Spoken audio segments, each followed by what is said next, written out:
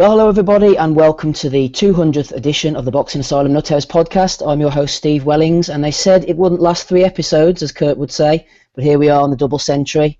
I wasn't around in the first episodes in the early days, but I'm certainly here now, guys, and 200 episodes plus is quite an achievement. To celebrate, I'm joined by a top draw panel consisting of Dave Lee, Kurt Ward, Andy Patterson, Tommy Allen, and Adam Smith, not the Sky Sports one. We were trying to get a special guest on the line, guys, but it's just not happening at the moment. We're having a few technical difficulties. That's why we started late, because we've been trying to work out all the different implications. And unfortunately, she isn't able to answer the call and get onto the line tonight. So hopefully Kelly or Mrs. M, our special guest, hopefully she'll be able to get on at some point in the future. Anyway, guys, I'm looking through the schedule here, and there's not a hell of a lot. I know the Facebook questions, Twitter questions, Value of the Weeks, and all that are flying through like crazy on my phone even now as I do this introduction. So we'll get plenty to talk about. Hopefully, I know that a few people want to shit on Frank Warren. Donny Treller's jumped on the line. He has no idea what's going on. He thinks everything's plain sailing and running smoothly at the moment. Nothing could be further from the truth, Donny. You just mute yourself, and we'll come to you in a minute. Andy, coming over to you, I haven't actually seen this fight myself, this Manuel Lopez knocking out Wilfredo Vasquez Jr. What I did see was at the end, Vasquez was taking a bit of a beating, and a guy jumps in the ring, the corner man of Vasquez, I'm assuming, and Lopez decides that even though he's not shot enough to throw a few more punches and starts battering the guy. What the hell was going on? Well, we'll go to the fight first, mate. First 4 rounds, I thought Vasquez was pretty much, in control of the fight. You could tell that Lopez had been in the ring for like over 2 years. Then just gradually kind of like wore himself into the fight. He just kind of kept coming forward. He wasn't great in any way, shape or form. I find people going on about it's fight of the year stuff and that. I don't think it was. It was a decent scrap against two guys on the downslide basically. Good ending. I think it was a left hook actually. It might have been a straight left hand. I think that caught Vasquez, who was also hooking at the same time. And actually got caught with it. After the fight, I know there was a bit of beef at the weigh-in between both camps and stuff, and then I didn't see what happened with the trainer as such, because obviously the trainers entered the ring, so I don't know if he gesticulated to Lopez or something, but Lopez is basically kind of like walked over to him, tried to throw a left hook, and just basically the trainer just basically proved how short that Lopez is, that he actually even caught him a left hook first. 2 left hooks actually, a straight right hand and another left hand. In the midst of all this, Lopez was throwing punches back and didn't even land a fucking single shot, and he had to get back up to come in and help him. But yeah, I mean, that's definitely belly of the week worthy. That stuff that was really funny. But yeah, it was a decent fight. I think as well, if you look at it, I think you could tell as well that there was a bit of a weight difference there. You could tell that Lopez was more a kind of legit bigger featherweight, although it was a super featherweight. Really these guys are featherweights really. So that did as well. But it was a decent scrap, no fight of the year stuff and that. But I would be interested to see what happens with Lopez. I know he's been suspended in the past before. He's been fined in the past before. So it's going to be interesting to see how the Puerto Rican authorities deal with this situation, because it was out of order actually. I mean, as I say, I know things have probably been said or whatever, but there's no need to go about and. I mean, that guy looked like he was in his 50s or 60s and stuff, and he's still landing shots on Lopez. So didn't need for it. But as I say, decent scrap, nothing else. Mm-hmm. There's 177 people logged on now, Andy, just to hear your breakdown of that fight. That's exactly what they've logged on for, I'm sure. They know that. They know it was best. From what I saw of the very brief clip, it looked to me like Lopez was the antagonizer, he was the instigator, but Dan Rafael seemed to be tweeting saying that what was Lopez supposed to do? The cornerman jumped in and started throwing punches at him. Looked to me like Lopez was the one who was initiating it all. Well, I think that he was orally instigated, and I think the guy came at him as if to fight him, and I think Juan Lopez adopted the theory that better to get your punch in first than to get hit first before you throw one. So, anybody else see this fight? Any comments they want to make about it? I really loved this fight. I thought this was fantastic. I think fight of the year stuff though, like you were claiming though. Pardon? It wasn't fight of the year stuff like you were claiming last night. I said a fight of the year candidate. I didn't say it's not even that. It's not even that, well, mate. Come on. I think it's in the mix because because you know what it really reminded me of was like, it reminded me a little bit of Khan Maidana if Maidana had won, right? In other words, there was this one guy who was outboxing the other guy for, probably the first 4 or 5 rounds or whatever. slowly but surely that pressure just wore on Vasquez, and Juan Manuel Lopez just kept breaking him down.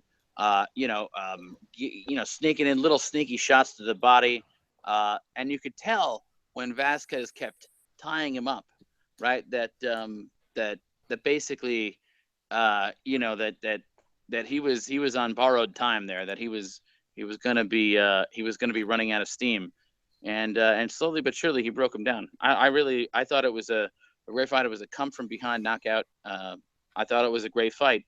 I'm not saying it was fight of the year, but I thought it was a very good fight, and I think it's in terms of all the fights we've seen this year, I think it's a must watch for any boxing fan. Just shows you how dog shit 2016's been if you think that fight's the candidate or whatever. I know, come on. It's basically like you've got two guys here. I mean, we all know Lopez, he's got his problems and stuff. Some people say slurs his speech. Vasquez, I don't know how many wins he's strung together in his last 10 fights. How would you be able to recognize that the guy's speaking in Spanish? Mumbling and stuttering your words isn't a fucking is a universal language, Donny. But as I say, I think Vasquez, his last 10 fights or something, I think he's maybe won about 2 or 3. I've not got his record up to check it, but he's had a shitload of run of losses and stuff anyway. Vasquez, we know what this fight was. It was just basically two, I'm going to say bums, but two guys who are way, way, way past their primes. Basically kind of get in the ring for one more payday. And we all know Lopez is like Bruno. He's got something like 6 or 7 kids to different women and stuff. He's got a divorce to pay off and stuff. So we all know what the guy's personal situation is. He's there for the money. Just before I open this one up to the panel or anything else over the weekend anyone wanted to speak about, I'm just saying a quick update on our special guest. We are still very hopeful, guys, so keep listening in. We are hopeful to get him on. He's in a bit of an unusual location at the time. I think he's had a few reception issues, so we have the technical department behind the scenes working their best to try and get our special guest on. If not this week, then maybe a future week, but I'm still confident at the moment, so don't go anywhere. Anyone else want to speak about Vasquez, Lopez, or anything else from the weekend before we move on, guys? Just to say, fair play to Lopez for the win last night, but I'm still kind of uncomfortable with him still fighting on. I just think he's way past his prime, and as Andy alluded to there, there is talk some slurring his speech, which indicates possible brain damage. So, at this stage of the game, really should he still be fighting? Probably not. Where did that fight take place last night? In my ignorance, I haven't actually checked. Puerto Rico, wasn't it? The Roberto Clemente Coliseum. It was Puerto Rico, aye. Right, just thinking of licensing it was a Puerto Rican grudge match, and where else could you really stage it besides that venue? I mean, that just makes the most sense. Unless it's the PBC, Donny, they could have put it on in Philadelphia. They could have put it on in Kansas or something, yeah. One thing I'll always say though is, when anytime I ever hear people talking about a potential fight between, not to say two prospects or two guys who are unbeaten. And the cliche is to leave it marinate, leave it build up more. Always point to Lopez and Gamboa. Yeah. That's a fight that should have happened and it didn't happen. It was allowed to marinate far too long, and look what happened. You need to think as well, actually, as me and Dave are saying there about the punishment he's taken. He's been in a lot of fights and stuff where he has made it a lot harder for himself. I remember the Rogers Matagua fight. How he won that fight. I mean, he was all over the place. He was out of that fight, so he was lucky to get that. Obviously 2 fights against Sergey Salido. I mean, those were brutal fights as well. So, who else knocked him out? He got knocked out recently. Sorry, mate. Yeah. Sorry, Andy. I was just going to say, and even allowing for all the punishment and his fighting style and all that. I mean, he's 34 now, 35, is he? He was about that, mate. Aye. Yeah, so in that weight class, that's very old. I mean, and plus you add that with his fighting style and the fact that he does take it out punches. I mean, it's obvious the guy is going to be past his prime at this stage. Right, I just got a response back from our special guest. This person's currently in Dubai. It's midnight over there, and this person's got a 7 a.m. flight, so I think it's not going to happen. Oh well, unfortunately. What's up, Donny? Oh, what's going on in Dubai? Well, I know the Eubanks are out there. I think maybe is he potentially our special guest potentially setting up a mega fight between Amir Khan and Kell Brook to be staged in Dubai in a big stadium, perhaps? Nobody. Listen, That guy from New Zealand we had on, there's no chance any top-end fighter or boxer is going to be fighting in Dubai anytime soon. I guarantee it. What about Khan, though? I mean, he could draw there. I don't know, mate. I really don't know what type of draw Khan is. I mean, Khan's delusional. He can't even fill out stadiums in Sheffield, and that's got a heavily populated Asian community, so... Well, we'll see. We'll see about that. Well, there's been lots of big fights rumored for Dubai in the recent years, isn't there? Not one of them. Yeah, they always. It's always in the rumor mill, but it never really cashes out and actually becomes the venue for any big fight, does it? No. Wasn't Tyson Holyfield 3 supposed to be in Dubai? Remember that a few years back? Not going back too far. Like it's only like about 7 or 8 years ago. There was talks of them fighting in Dubai, I think. Yeah, it never comes off, does it, Dave? You think automatically the money would be out there and stuff, but it just never happens. Remember we had Clarence Tillman we had on? Yeah. He was saying it was one of the worst events he's ever been at. Yep. And he said he didn't even get paid what he was supposed to get paid. Yep. And apparently they were lacking in the medical stuff. It's because I'm not going to say it, but I'm sure someone was seriously injured at a show, and the medical stuff was. I'm not too sure about that one though. Possibly, yeah, I was going to mention Clarence Tillman, but I think looks like things aren't going to be happening in Dubai for us or for our special guest tonight, but hopefully we'll get him on in the future. As for Lopez, yeah, just rounding it off, he's pretty much shot to bits. One person on the panel who's not shot to bits, he's got plenty more to offer, in my opinion, is Kurt Ward. In fact, Kurt has been storing up a bit of a rant tonight. Who is the subject of your antagonism, Kurt? Who's going to get it off you tonight? Is it one certain promoter, Mr. FW? See, Kurt was that enraged that he's jumped off the call. No, he just got a legal letter, so he's not reading that now. A message from the solicitors, yeah. The technical side of things aren't really working that well tonight. Dave Lee, you're a man who can fairly work up a bit of enthusiasm about things. What's Frank done to upset you? No, there he's back. There he is back. I'm not gonna steal Kurt's thunder. So if he's around, we'll let Kurt have his. Right, Kurt. I always say that introductions are always better third time round. So get it off your chest what you want to say about Frank Warren. I believe he's been upsetting you a little bit this week. We thought that his solicitors had cut you off the call, but you're back with a vengeance. That's what I'm saying. That's a bit ominous. I'm a bit worried now because that's not a good sign. I'll be having a sniper in my back anytime soon now.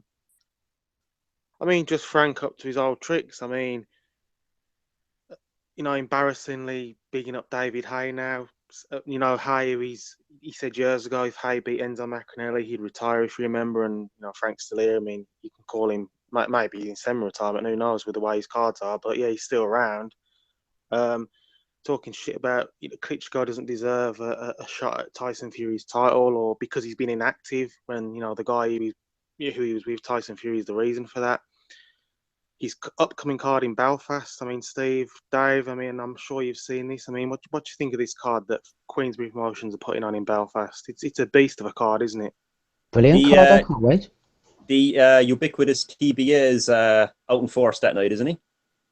He's making Jimmy Conlon even got an opponent? No, I was talking to Jamie on Friday, actually. I was at his brother's press conference in the Titanic, and he said that they're hoping to get a Tanzanian in at the moment in a Commonwealth title defence, so that's a good sign. Yeah, it's always a good start.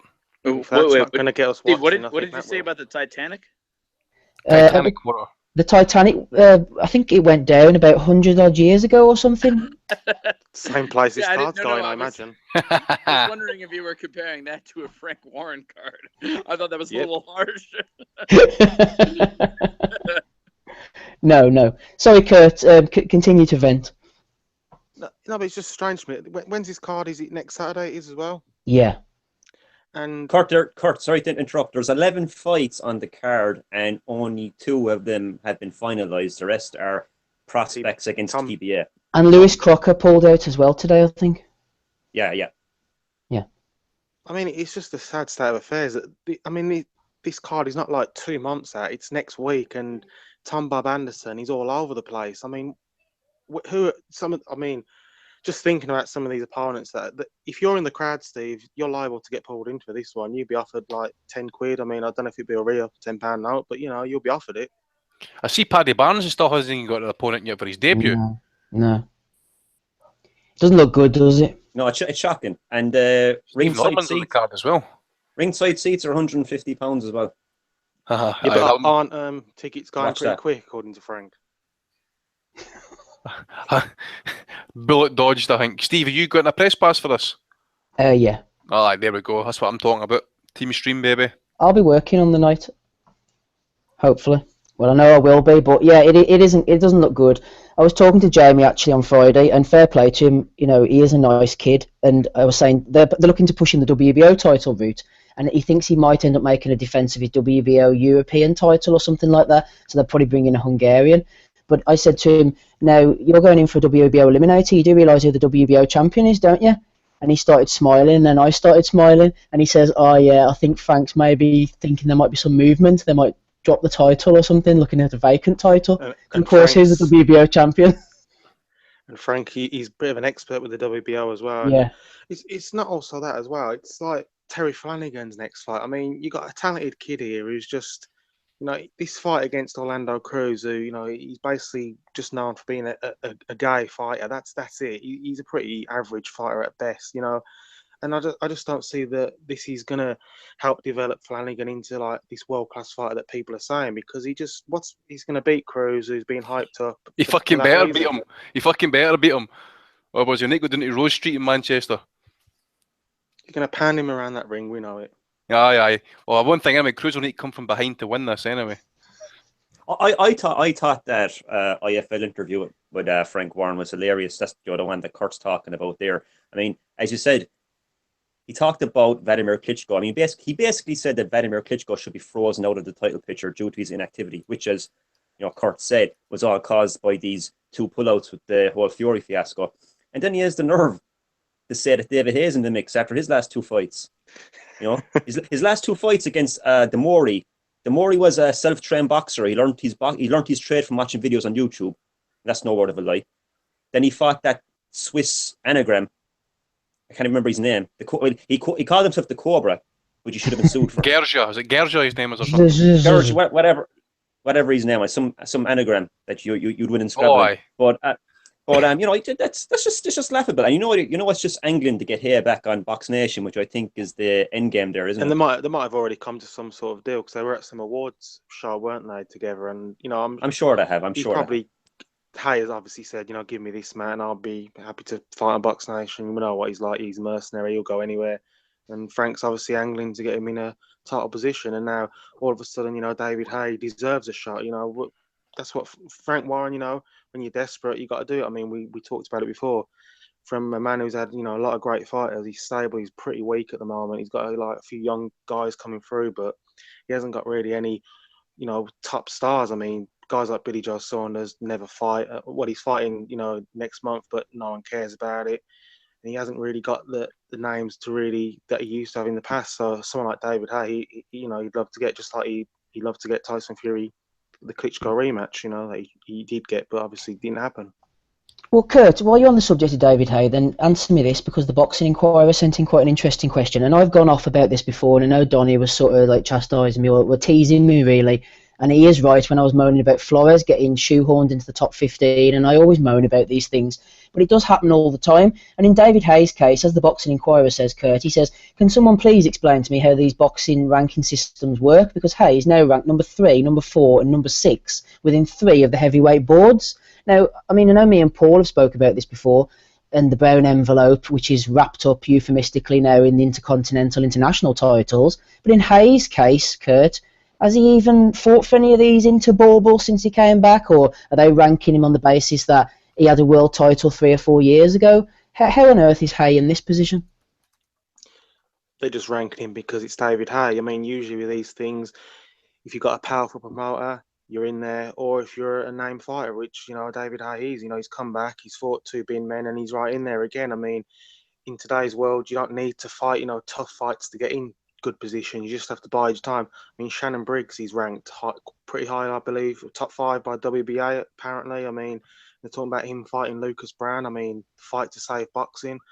I mean, this just shows. I mean, guys like Shannon Briggs, even David Haye, they don't need to fight against top names. They can just sit, wait, and now get their opportunity because of their names, and the people will look at someone like Shannon Briggs, for example, as an easy fight for a heavyweight title, I suppose. But it's just laughable, and the WBA are just messing up constantly. They've got an opportunity to put their title or make their title, go to a fight that fans want to see. But just like the WBO did years ago when they first came out, and when Mike Tyson was undisputed, they put their title on an absolutely terrible fighter and just made their title. Damiani. Yeah, just made their own title a laughing stock. Really, the WBO are going to do the same by putting it on Lucas Brown and against whoever. I know Lucas Brown has got he's got some lawyers involved, and apparently it's going to be hard for him to get out of that. But I mean, this guy failed a drug test, so I don't see what the big deal is anyway. But yeah, the WBA are going to stick their title on him against someone else, and it's just, what's he going to do? No one cares about those fights. And David Haye will probably eye an easy route back into a title shot and a title win. Yeah, some people are talking about Lucas Brown, Shannon Briggs, for better or for worse. More for worse, I would say. I'm not really looking forward to that one. Guys, I'm going to ask everybody a Twitter or Facebook question, and then I'm going to shake things up a bit. I'm going to go rogue on the schedule of when we come to our discussion point. I'm going to do something a little bit different, so listen up for that. Right, Smido, you've been quiet for long enough. Too long, in my opinion. I'm going to ask you a question right now. Continuing on the sort of Frank theme, I want to ask Peter Kepi wants to know about Billy Joe Saunders. He says, is there any chance that Billy Joe Saunders has failed a test and he's possibly currently serving a ban? He's had so many pullouts and fights turned down this year. Is he just a useless fat shite, or is he a drug cheat? Smido, put your neck on the line. I wouldn't say he was a drugs cheat, but I won't put it past him. He's been an absolute joke of a year, a complete joke of a year. He guaranteed us that he'll be fighting in September. He's now fighting in November. He's managed to go through, I think, 3 of the worst of the 15 opponents he had to select from the WBO, including Max Burzak. I don't even know what this bloke's called, who is meant to be fighting next month in Cardiff. And none of us on here actually believe that'll happen. He's got the MGM, what shall we say, burden over his career. He's doing nothing.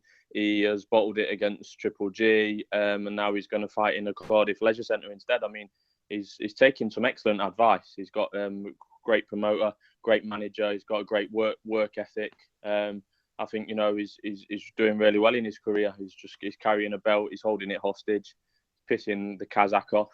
What is he doing? The only thought in the whole world of boxing is that Triple G wants his belt. That belt doesn't make him relevant.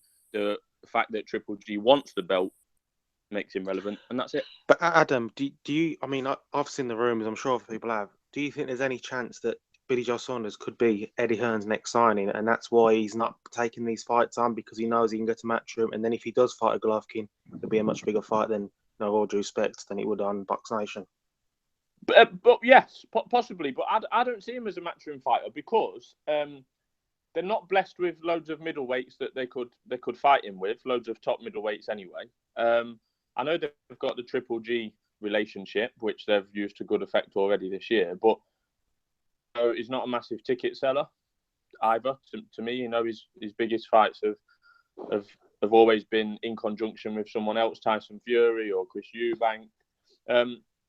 So he doesn't scream of a Matchroom signing. Obviously, it wouldn't surprise me. He's a world champion at the end of the day, but I don't know. I mean, there's not really many people left for Matchroom to steal off Mr. Warren, is there? But I don't think he'll go. Yeah. I mean, I think he'll stay loyal to Warren. He's probably stuck by him through thick and thin. And see, to be honest, Saunders I like as a fighter, but see, when you hear some of his comments and stuff, it doesn't insult me in any sort of way, but you can just see him being on the Sky platform, getting even more exposure. People know who he is and stuff. And he's going to end up pissing off the wrong person. You know what I mean? Yeah. Well, I just think that I think he's just biding his time, and he's going to be auctioning off this belt now. There are 2 people that want it. One is Golovkin. The other one's Canelo Alvarez. Now, the reason why Golovkin wants it is because if he gets that other belt, then he has them all. And so there's no way for Canelo to pick up a title, right, without going through Gennady Golovkin. So he would have all the belts, right? And so there's no path for Canelo to get a middleweight title unless he goes through Golovkin. And by Canelo Alvarez's count, he's thinking, well, if I can get Billy Joe Saunders' belt, then, the fight with Golovkin would be a unification, right? So I think that, he's just kind of biding his time. I mean, we may not like it. We in fact we all may hate it. But I mean, actually, I think from a business standpoint, he's actually doing the right thing. He's gonna just sort of let his market value creep up and up and up until somebody pays him outrageous money just to get that WBO strap, and that's what's gonna happen. Tommy, people are asking for the guru. In fact, there's two things that people ask for on this podcast, in my opinion. Number one is Eddie Hearn interviews, and number two is the guru reading off Wikipedia lists. So I want you to get that laptop fired up right now, Tommy, because I've got a question for you from the Box Bet Beast. He says, no. Tommy. Oh no, betting's you don't want to talk about betting this week, man. No, after what happened last week. Oh, we're coming to that in Bellew the week. Coming to that in Bellew the week, Andy. Wait. Is Shep on for BOTW this week? Oh, yes. He's got to be. Oh, he's got to be. Okay, good. Time favourite, the old Shepmeister, isn't he? It's a strong week, Tommy. There's some belters this week, so Shep might have some competition. Anyway, right. Listen to this and listen carefully from the Box Bet Beast. A few heavyweight arguments are going on this week, and there's no better heavyweight to settle than you. Can the panel rate Mike Tyson's best wins in comparison to the greats? Mike Tyson's best wins, Tommy, in comparison to the greats. I'm going to go. I'm going to go to a limb now and say that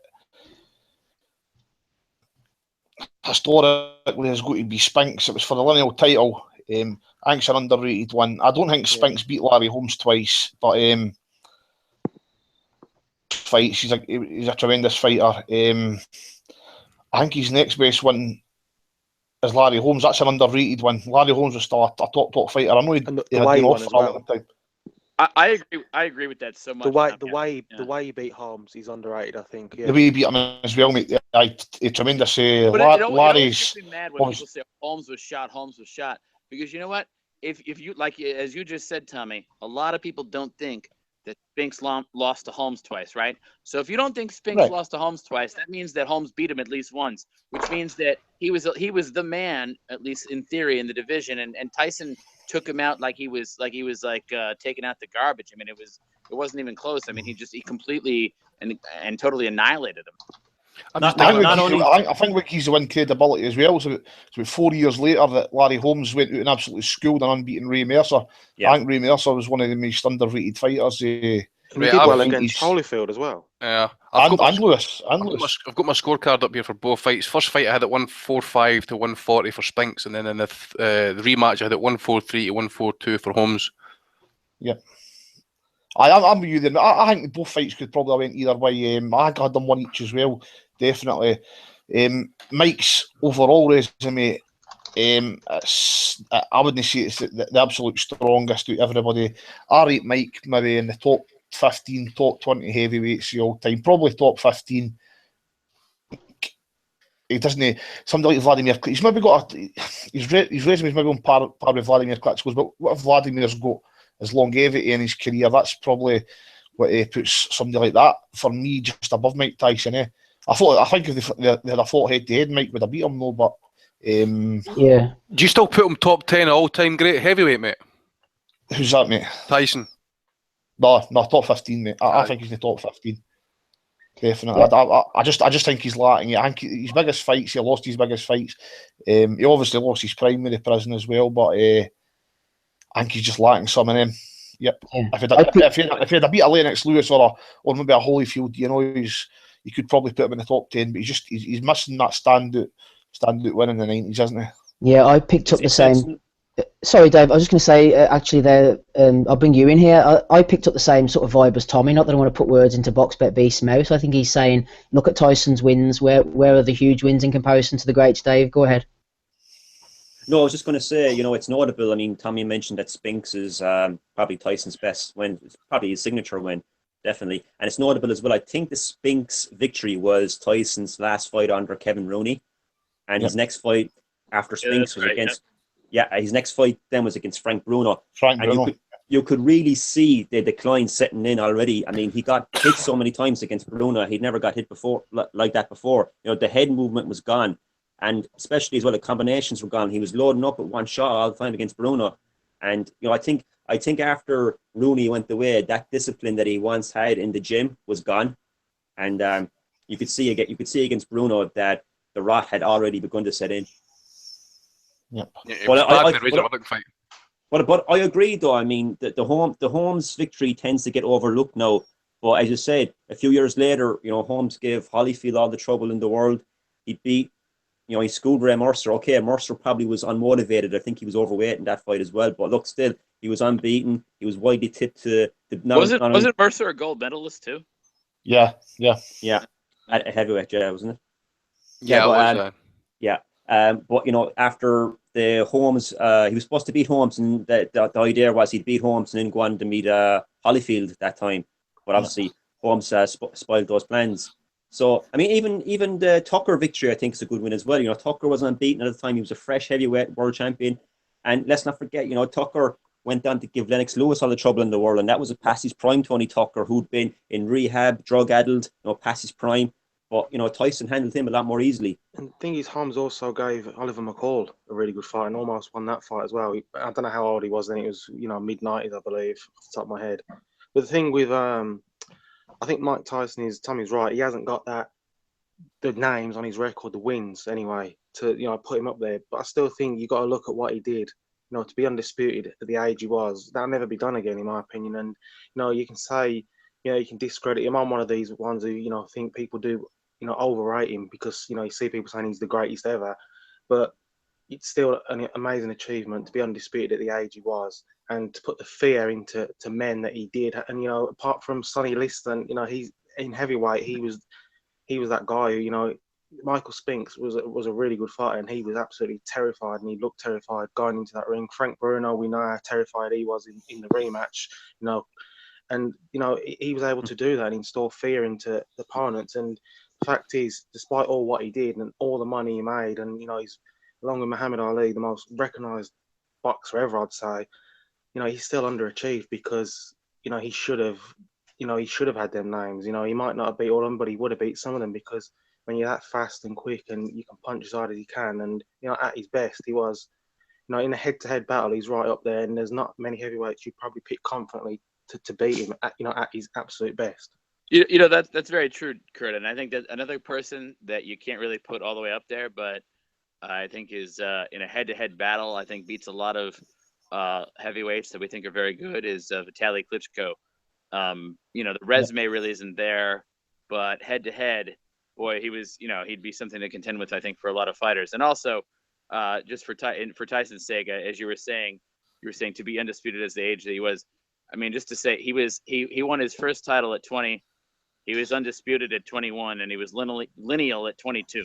I mean, come on. I mean, that's just that's something to behold right there. I mean, it's great, but it's not quite. He laid weight. I mean, I know the heavyweight division wasn't that strong, but for what it was, I mean, he completely laid waste to that division, ruled over it for several years, and did so in such violent fashion and knocked everybody out.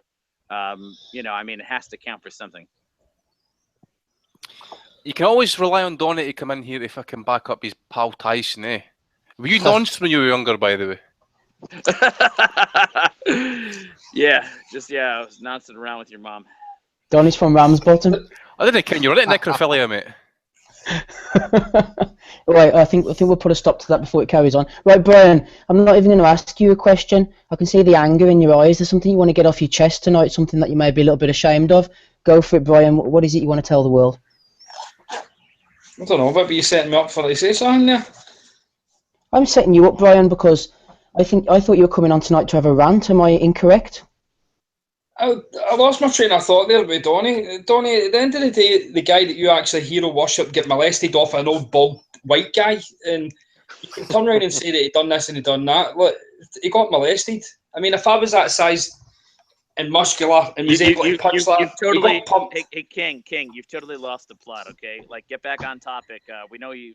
You had something in mind when you came on. You forgot what it was. Aye, because if you don't have anything to say, we'll just mute you, and that'll be it. You don't run this show. I run you though. Somebody just opened their zip up there. Who's getting their cock out? That's Donny. Did you hear that there? Aye. Steve, Right, come back Donny, to I me. don't- I can't even remember what I was going to say. You've made me lose my train of thought. No, listen. I'm coming to you right now with a question. I don't want anybody to get muted or ejected tonight. It's not going to be that type of show. It's supposed to be a celebration, Brian, of 200 episodes. So let's not all get antagonised with each other. Listen to this one. You know what I was supposed to, Stevie, you know what I was meant to be doing tonight? Like, I end up taking the dogs out, right? And this will sound stupid, right? But it was funny in my head. I was actually coming on and I was putting the webcam on, and it's your 200th episode, isn't it? Yeah. So I was going to dress. It's Halloween. I was going to dress up as Marilyn Monroe and sing "Happy Birthday to You" with all the makeup on, but I didn't have enough time to do that. So he's a fucked. Well, it's actually we've actually had over 200 shows, but this is just a 200 regular show. On Yeah, exactly. It's Including punches from the past and all that. Shows, but this is the main show. This is the show the Guru comes on. Come on. This is the show that the Guru comes on, Brian. Right, listen to this one. This is a question for you from Matt, the boxing addict. He says, in honour of Vasquez's trainer, I'm sure you saw the clips of this over the weekend, which trainer would you least like to face in a fight to the death, Brian? Which trainer would you least like to face in a fight to the death?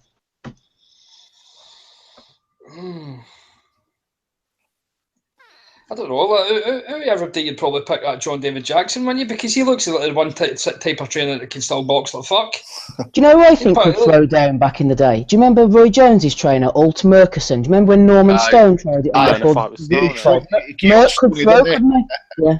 Murkison was a Vietnam vet.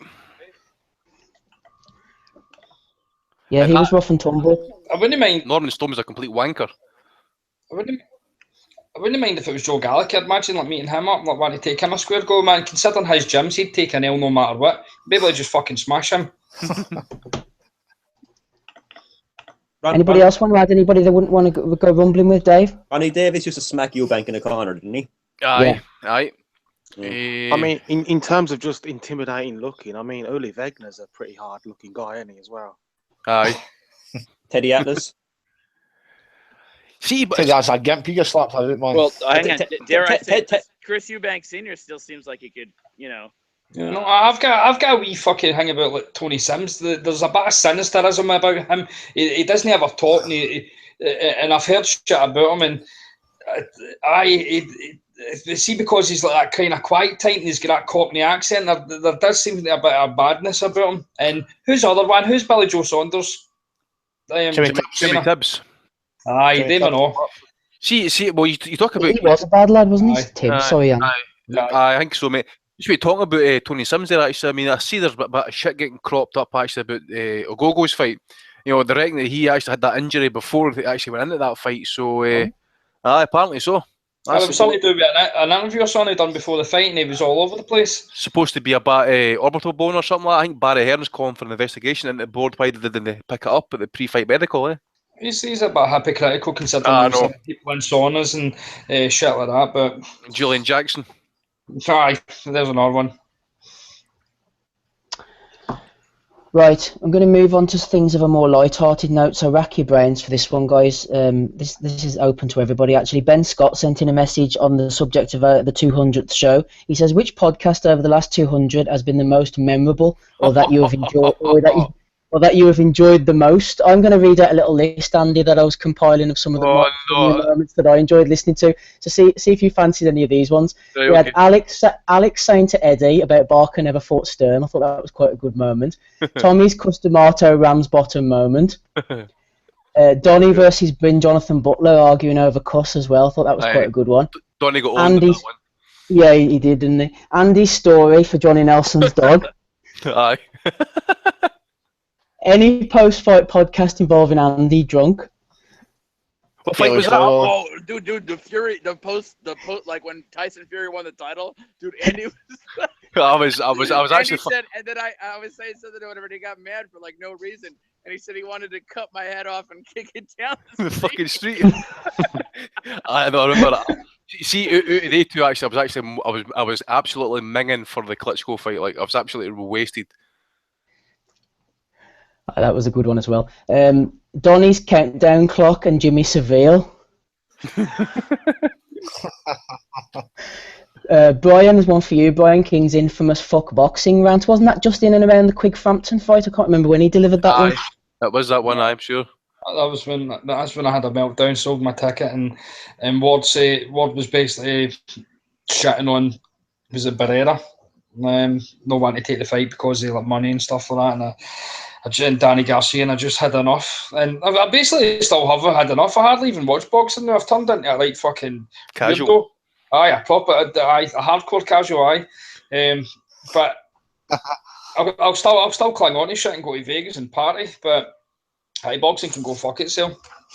Here, I've got one. Steve, what about Tommy and Coogan?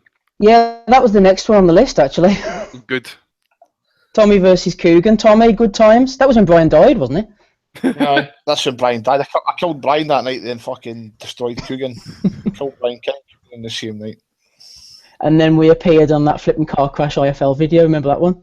That was good, that, actually. I enjoyed that. A bit drunk, though. That was the only thing. The comments below. The Enzo Kolzagi pod was pretty good. I liked that one. Enzo's a funny guy. Aye. Was that when Donny said about us? Donny came out with that terrible joke. We don't need to talk about this. We don't need to talk about this. What was that? For any of the listeners who don't know about it, Donny, I don't remember that one. This was very early on, and now I had just come out of a court case, and these guys asked me to do a interview with Kels. I had no prep, and they're like, "Why don't you host it?" So I did, and then I had like no questions prepped, and I ended up asking him about 2 or 3 questions about Amir Khan or whatever, and it was just very poorly prepped. And Andy. I mean, I don't know about Kurt. He probably was, but he didn't say. But Andy was very mad. I was raging at that by. He said you made us look like a bunch of assholes. See, and I felt so bad, and I almost never wanted to come on the pod again. Actually, that's what happens by me. I demand top. You know, I demand the best out of people, right? And you weren't at your best that time, and the worst it was I think there was a delay on your end of the call. I think so. Every time you spoke, it took like 4 or 5 seconds before Enzo responded. There, and you couldn't make him out. Enzo's one of the worst people to try and understand. Yeah, and that's the thing. I mean, if you're an American, I mean, I know you guys already have trouble, but I mean, like, if you're an American, try to understand a Welshman. It's fucking tough, dude. I mean, it's like, you can get it, but I mean, it requires a bit of effort. I think there's been a few. The Orlando Cruise podcast, which I was gonna say that. The Isaac that was so bad. That was so bad that actually there's an unedited one that Andy had to bin off to the to the dustbin of history because he was afraid he would lose his job. Lose jobs, man. We'd lose our freedom. the Isaac Ekpo grenade episode as well. Fucking hate crimes. Yes. I turned it. Tell us a new cut. How much editing did you actually have to do back in the day when we done it on Skype? Every show was editing, but bad ones like the Cruise was just an absolute nightmare. I mean, that took a lot of effort. I don't know what it was with that, but like, see when that like Cruz fought Orlando Salido, and everybody knows I hate Salido. For that fight, I morphed into a Trump supporter. I was fucking raging, man, and like, see, sitting watching that fight, it was as if I was like witnessing like just gay bashing outside a club, and I was screaming, "Kill him!" and all. Fuck knows what went wrong with me, but fuck, yeah, honestly. Also, sorry, go ahead. Where did they retreat to after that fight? There was his knees. I wanted to say two more. One more is when Alex Morris had a rant about a Leeds show. I don't know where the hell it was or when the fuck it was, but it was funny as shit. I mean, it was a bit of scum, I think. He's on the call now, actually. Alex, it was a big bag of spunk. He says hanging from a branch and a carrier bag. He punched it. Yes, no, that was a different one, Andy. I have that one written down as well. That was when Demori fought David Hay, I think, wasn't it, Alex? You said that it was that bad. He might as well have put a carrier bag of shit on a stick and punched it so hard that it sprayed over all the crowd at ringside, and they were still standing, clapping and cheering Hay. That was a belter. Something like that. Yeah, something like that. And then one other one I would know, but it was when Andy was saying something about. How's it always involved me? Well, because you're funny. You got for better or for worse, you bring character to the pod. The sex slave one, Donny, with Ricky Hatton. Yeah. That was my favourite of all time. I think I was trying to be serious that one. He said Ricky Hatton didn't go to Chechnya because he feared ass rape. Being sold into sexual slavery. and then I kept needling about him, and every time I like jabbed him about it, he got more and more mad. It was great. It was great stuff. I have the clip of that. Yeah, he's like, "Shut up, shut the fuck up," and he called you a propaganda merchant, Donna. He did. Yeah. And another funny bit as well. I mean, this was like way back when Matty D used to host the pod, you know. And I remember him. He got Nate Campbell on the call. Nate Campbell was, you know, I think he came on twice, and he was a really nice guy, you know. Chatted to us a lot, and Matty told us like a few weeks later that since he'd like talked to him, Nate Campbell was just randomly calling him up when he was like sitting in his house or at his job, just calling him up like an old friend, just wanting to chat to him, and he was basically stalking him like Nate Campbell, a former champion. It was just totally random. Hey, guess what happened to him, Kurt, when he was growing up? What? He got cussed him out. Oh well, there you go. Who, Matty or Nate? No, I think he mentioned it to Matty on an interview. Yeah, he did. Yeah. Kurt, another good one I've got for you is the Yusuf Mack podcast. You remember when the dog came from knocking, you go a calling? Yeah, that was an easy bow the other week as well, wasn't it, Yusuf Mack? He wanted to get in there, so he had to perform the video. And yeah, I'm sure everyone will remember this one. Sean Rigby, the Kell Brook impersonator. That was amazing. Kell Brook, aye. Yeah, he was good, wasn't he? He was really good. Can you remember? Can you remember like when fucking the news was breaking out on Twitter about like Maloney and nobody believed it, and Coogan was saying no, it's not true, no, that. Then all of a sudden it was fucking true. The podcasts were absolutely lethal for weeks, man. It was like free for all. It was amazing. Well, I think we need to blame David Price for that, because if he hadn't got knocked out of Tony Thompson the second time, he would still have a cock, guy. He still have a cock, you know. Smido, there's one for you here. If you want to get stuck in, actually, when I mentioned it on the Facebook page, Rav Hayer mentioned one about you. He said one time you were stuck on the motorway, you found out that your bet on a certain fighter to become world champion had been thwarted by a case of domestic battery. Yeah, that was Jamie Cox. Bet on him to be a world champion this year, and he was in fucking jail. I've also had a bet this year on Felix Verdejo, and he was involved in a fucking bike crash. I've had some bad luck, but I remember when Christine came on and she got iced by me, and then I did my heel turn earlier. Or potentially the other way around, but no, she got iced. I've got one actually. Remember when Donnie, you were driving your car, mate, and you're trying to get home in time for the podcast, and I was speaking to you on the phone. Next minute you heard it was this big fucking horn blasting, and you heard Donnie going, "For fuck's sake!" No, almost crashed his car and died. That was a shame it never happened. That was when you and I were trying to get in touch. It was something about Lou DiBello, like when after you pissed him off because you published so when we did the interview with Lou DiBello, you basically that was funny. You wrote the article. You took all the quotes, you put it into an article, and then Lou DiBello went crazy. And then Lou DiBello, I was in law school, right? And the guy, I'm in a class, right? I'm fucking about to take an exam, and Lou DiBello like fucking blew up my cell phone, called me like 8 times. that was funny. That was. I was laughing my bollocks off at that. And I'm trying to call Andy, and I'm like, Andy, can you please call Lou DiBello because he keeps calling me, he won't stop. Remember. I'm on the friggin' highway. I'm on the motorway. I phoned them back. Remember? Yeah, finally back. We listened. Remember, we were listening in the background when you called them, Andy. When I'm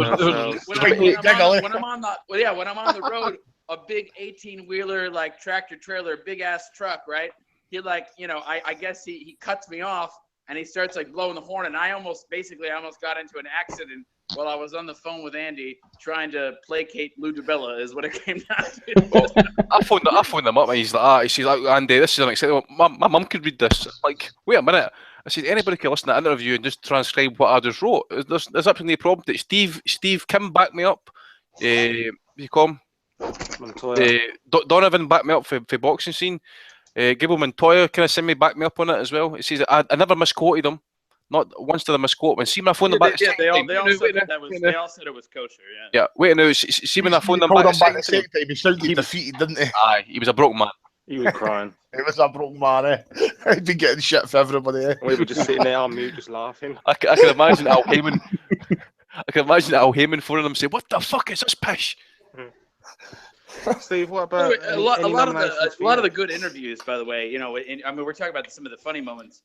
I know we haven't had as many interviews recently because we've all been a little bit busy, haven't been working the contacts as much and stuff. But I think the interview with John Scully was really good. I thought the interview with Edwin Rodriguez was good. I think the interviews with Larry O, Don Charles, and Big Don. Peter Eddie. Fury are really good stuff. And you know what? The best part about especially Don Charles and Peter Fury is that they were willing to talk to us forever. As long as we wanted to keep talking, they were willing to keep talking too. And if you haven't had a chance, if you're like a new listener and you haven't heard those things yet, go back in our YouTube channel and go find those, because that's really good stuff. Shannon Briggs was good. Yeah, Larry Al Bernstein as well. Al Bernstein was on. I'll be honest, It was fantastic. I was talking to Bryn Butler actually just the other day there, and he's interviewed Shannon Briggs, and he doesn't come across, this public persona, let's go champ and that. I even picked it up off him when we spoke to him actually. He is not one of these bumptious motherfucker type guys, I don't think. Because in the day, he paid a lot of respect to Klitschko, whereas in public he kind of calls him a bum and he fights all the shite and stuff like that, So...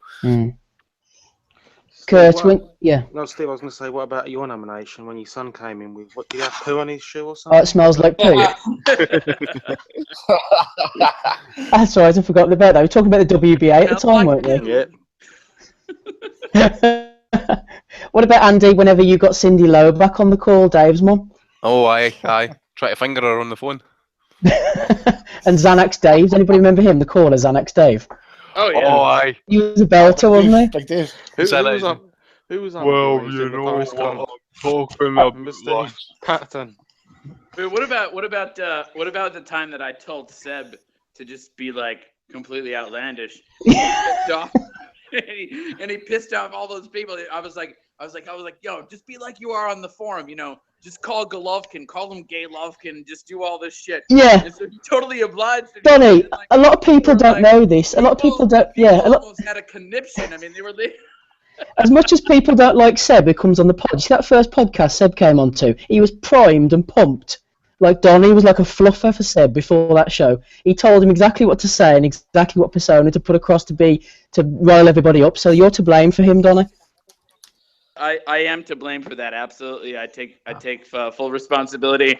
You shouldn't hate him. I just was asking Seb to be the most outlandish version of himself. He was. But he actually knows more boxing than most. He's forgotten more boxing than most people know.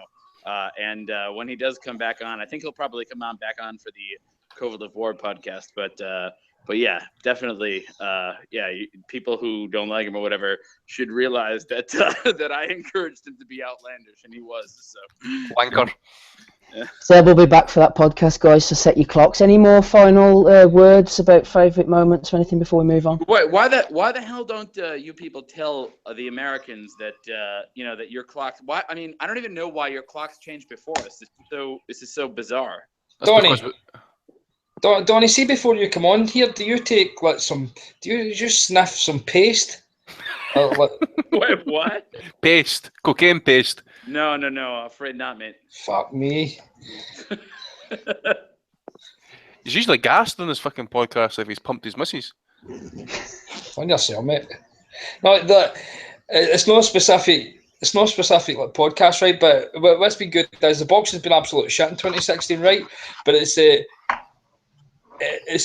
a gradual decline in Adam, where for the start of the year he was trying to fucking suck the balls right off Eddie Hearn. Right now, that I think he would probably stab him. It's just gradually and eventually. Boxers just wore him doing that much. All he does is comes on here and fucking rants all the time about matchroom cards and that, and how much he hates it. He's not watching this. He's not doing that. It's great, man. It's absolutely great. We always do. At some point we fucking get him down to our level. He's basically turned into me, and I've turned into him. I've stopped watching boxing, and he's fucking watching it and moaning about it all the fucking time. That was a thing. Because right, I know. A few years back, Adam. See a few years back. Adam, see a few years back, mate. You were applying for every press pass you can get your hands on. You going to all the prize fighters, all this shit and stuff like that. You were saying Eddie was great, and then gradually, about 18 months after, just badgering you, just Brent, you doing play by play, brick by brick, rib by shot. Your meltdown was tremendous. Go on, Adam. Go on. Well, our Brian says that he don't watch boxing anymore. Like I actually don't. Something good, I won't watch it. I'll only tune in for the main events. I've gone full casual. We've ended up in a position, people, where everyone is trying to outdo each other by how little boxing they watch. So this is making for a great boxing show. Right, we're going to move on anyway. Wait, Steve, can I just ask one more question? Yes. Did I ever tell the pod? No. What? Go on, Donny. No, did I ever tell the pod the story about the Golovkin-Stevens fight when I was in Madison Square Garden covering the fight for the Asylum? I'm not sure. Give us an abridged version anyway. Go ahead. All right, no, very abridged version. So basically, Orlando Cruz blew you up behind the fucking door. wait, what? Orlando Cruz blew you. No, Cruz was not on that card. Sorry to disappoint you. No, but no. Anyways, so all right. So I had this date, right, with this hot Russian girl that I had. Oh, I remember this. You remember this? Yeah. The camera. You had to go and buy her a camera. Pardon? You have to go and buy her a camera. You have to buy her a camera. That's right. That's absolutely correct. Yeah. So what I did was, right. So anyways, I got a press credential for myself, and then I got a press credential for a photographer, and the photographer was this Russian girl that I had hooked up with like about 2 weeks before, and I was like, you know what, I'll bring her to the fight, and then we'll go into Madison Square Garden together.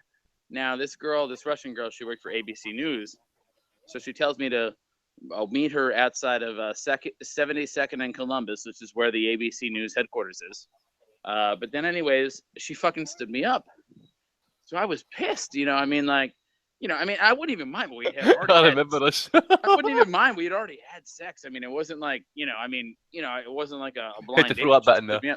I mean, yeah, but I just got told, but I guess, I don't know what it was, but whatever the hell it was. I think she actually had a husband is what it came down to, is what I heard.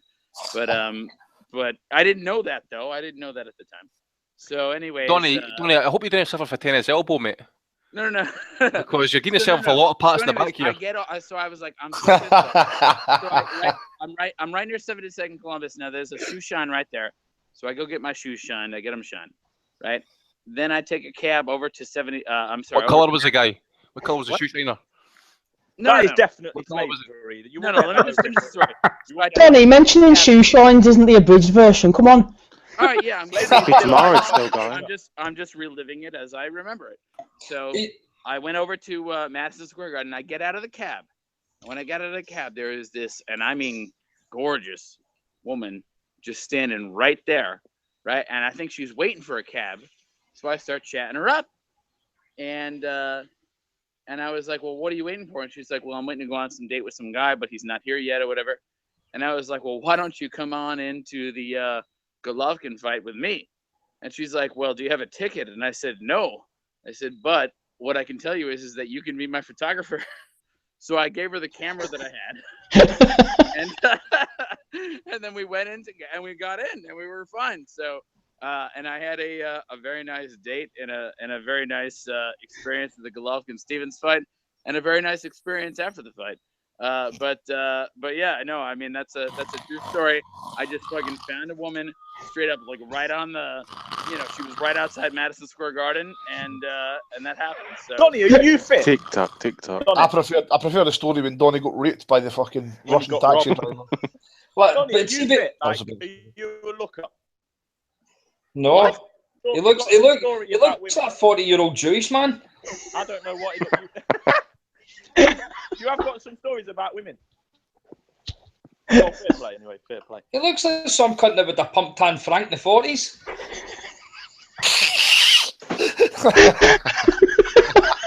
Would they fit under a fucking floorboard, would they? Right, Donny, hurry up, you're on time limit, mate. Move on. Can you watch the cartoon, the comedy still game? Sometimes. Do you know how Donny's like Isa? I smell shit. You ask him so hard, man. Hey, Brian, all I'm going to say is, Brian, we haven't seen you pull any birds off of... Mate, I'm not hardcore. I don't shag birds. I'm too hardcore to watch boxing. Well, you shag blokes then? What's wrong with that? You worship a guy that get bumped off one. Yeah. Right. Everybody, shut up. I've had enough of this now. That was funny though. Right, we're moving on. A lot of people say, actually, in the YouTube comments and sometimes on the Facebook page, that we don't spend enough time discussing the fights the following week, so the previews and stuff. So I'm going to drag the preview forward into our discussion section here, and guys, we've got a full panel, so everybody has a chance to have their say, not right at the end, stuffing it into 10 minutes at the end of the show, about Pacquiao Vargas. It is Pacquiao Vargas next week, isn't it, Andy? I'm not making a mistake here. November the 5th. Yes, mate. Pacquiao Vargas. Let me read out the card, then, guys, and everyone can have their say on this, so that we don't Shit miss it. fight, terrible fight, awful Well, fight. listen, Pacquiao Vargas, first of all, Donny, you might not like that, but then we've got Donaire Magdalena on the undercard. We've got Oscar Valdez, everybody likes a bit of him, against Hiroshige Osawa. Zhu Shiming may finally win a title, the vacant WBO something or other, against Prasisak Fafrom. A load of other fights nobody cares about. Dave Lee, we haven't heard from you in a while, so I'm going to go to you first on this one. Pacquiao Vargas or anything on the undercard. First of all, how do you see this going? I mean, Pacquiao... Yeah, just take it away. What do you think, Dave? I think at this stage in the game, it really all depends on what Pacquiao has left, doesn't he? I mean, I think he's 37, 38 now. I mean, when you get to that age, you can wake up one morning and you become an old man overnight. So I think it all hinges on what Pacquiao turns up. I mean, if he even has like 70 or 60% of what he has, I mean, it should be enough to beat Vargas. In fairness, I do think Vargas is somewhat underappreciated by boxing fans. I don't think, he's as bad as people make out. And, he certainly looked, a revigorated fighter against Ali. I think that was his last fight, wasn't it? It was a good stoppage victory. Yeah. I think he's got a new coach as well. Like, is it Cooper, isn't it? Dewey Cooper. And so he's got a new team behind him. He's possibly a revigorated fighter. So I'm sure he'll come with plenty of ambition. Whether that's going to be enough to beat Pacquiao, as I said, it probably all hinges on what Pacquiao has left. I mean, if a shell of a man turns up, which is possible at Pacquiao's age, I mean, anything can happen. But all things being equal, you'd imagine that it's an easy-ish unanimous decision victory for Pacquiao. Yeah, we're wondering, Smido, aren't we, what Pacquiao's got left? I remember after he lost to Bradley, and then particularly when he got sparked out by Marquez, that was straight after, if my memory serves me correctly. He fought then Brandon Rios in China, and a few people were saying, I'm not quite sure what Pacquiao's got here, and he came in and gave a pretty clinical display. And then, obviously, we've had the Mayweather fight since, Algieri. Did he fight Bradley before? And anyway, definitely beat Bradley very convincingly in the last fight. Reinvigorated Pacquiao. Smido, where do you stand on Pacquiao's decline or apparent decline? No, the X Factor's long gone. The Bradley performance was his best since being flattened by Marquez. And I've said it before, but that was one of the only times I've ever been fearful of someone's actual health in the ring. I thought he was dead, to be honest, when the juiced up man landed on him. But no, I just don't really care, to be honest. Pacquiao, I mean, what's the end game of coming back after Marquez having a year off? Was Mayweather? He's had that. What's the end game now? Like, is he going to get to pound for pound number one status again? But unlikely, given that we've got the big boys fighting next month for the light heavyweight title. I just can't see him getting. I don't know what the end game is, and he's flirting with politics. Every single fight. Lost a few of them there. Every single fight, every single week, we seem to be losing people. Alex, I'm going to come to you, and then Andy, you can jump in after Alex, actually. Going from... Smido, we'll come back to you, don't worry. I'm just bringing in Alex. I'm not quite sure what happened with the technical difficulties there. Alex, regarding Vargas, as Dave Lee mentioned, decent fighter, had some decent wins, Alec Verdiev, DeMarco, then he lost to Bradley, apart from a big shot at the end. I think, he pretty much definitively lost that fight, and then he obviously knocked out Ali, and we thought, hold on a minute, maybe there's a bit to this guy. We're supposed to fight Brook at some point, that didn't come off either. Just seeing where you stand on Vargas's chances. Could he upset the party here, or do you think Pacquiao will just have too many skills still in the bank for him? I'm trying to weigh up this fight based around what my opinion is and feelings are towards Pacquiao and where he stands at the moment. I think that he's proven that even without the motivation and the passion that he once used to have, that he's still an immensely talented fighter.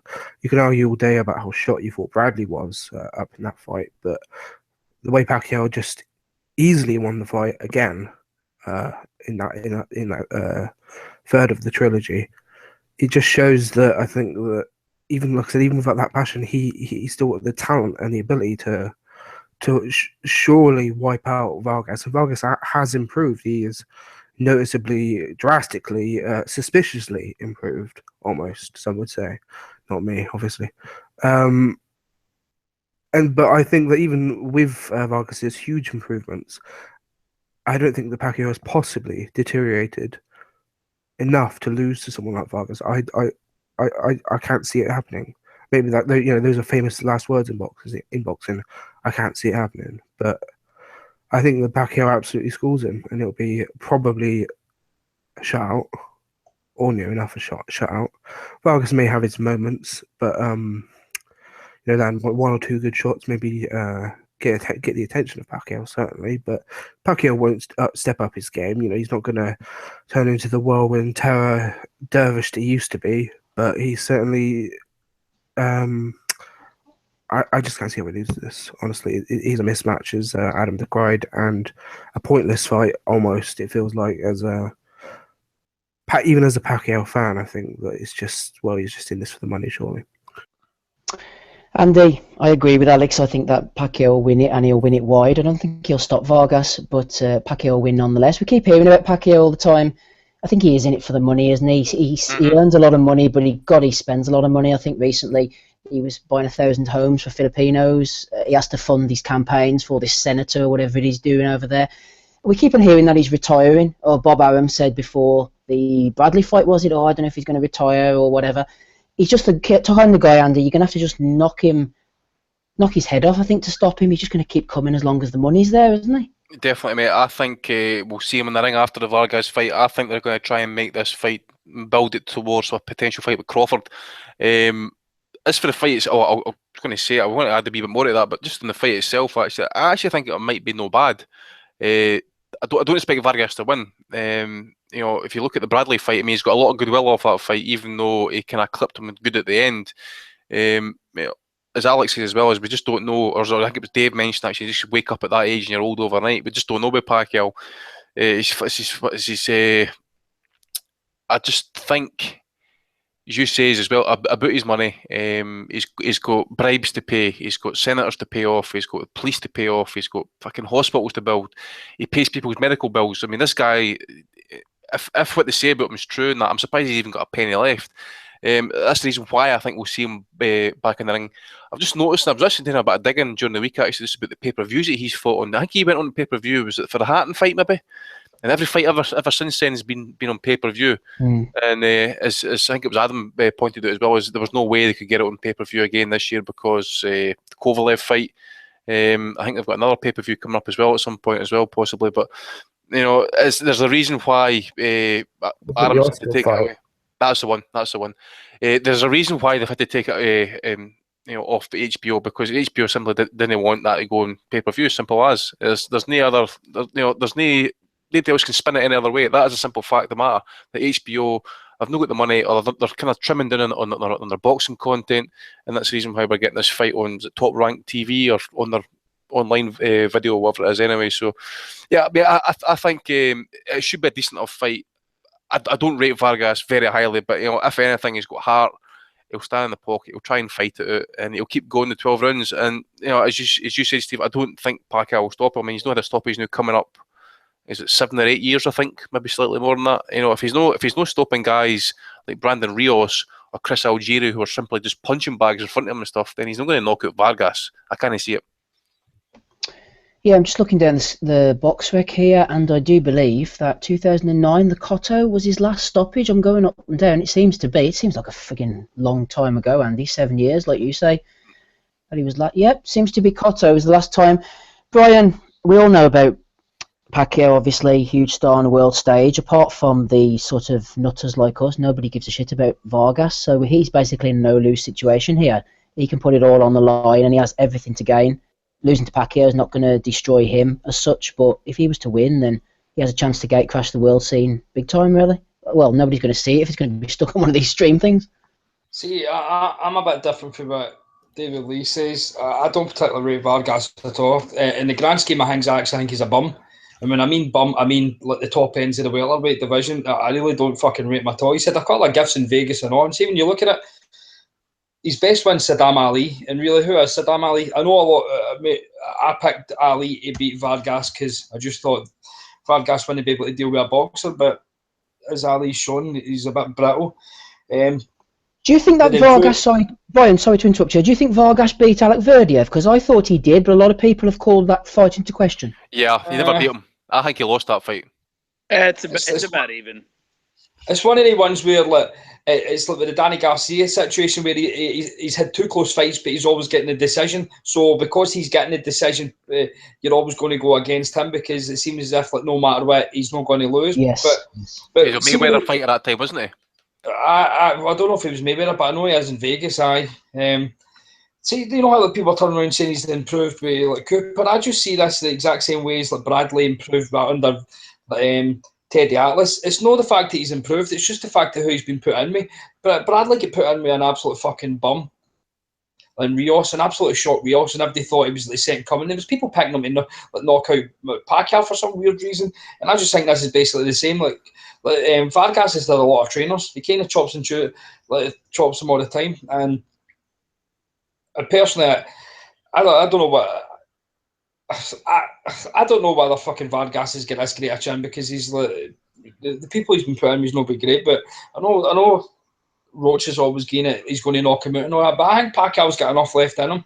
He's got enough power. Remember, he's fighting guys that are bigger than him. Like, I think, and you know, I'm not this fucking massive like Pacquiao, but if he wants to, I think if he actually really wanted to, he would have been able to put away like Bradley and Algieri should have been stopped in that fight. So that's one of the ones where it should have been. He should have got a stoppage, but he didn't. But if he wants to, I think he can stop Vargas. I really do not fucking rate him at all. Let's remember, he got outboxed for like 11 rounds, like 2 minutes 55 seconds against Bradley, and all he done was had a Hail Mary punch. And that's all people remember. It's a bit like the Chavez v Martinez fight. People seem to forget the rest of the fight and all the focus on the one punch. For me, Alex knows this, right? When Floyd fucking retired, I had to put my pin into something, and I turned into a massive Manny fan. And I'm quite happy that he's keeping going. I'm not too interested in Vargas, to be perfectly honest, but I'm quite happy. See, if you're the best in your division, and this goes for Floyd and all, if you're the best, why retire? It should be up to other people to be able to beat you. And if they don't beat Manny Pacquiao, then fuck him, he should still fight. But I'm going all casual material. I'm going to go for a late stoppage, Manny Pacquiao.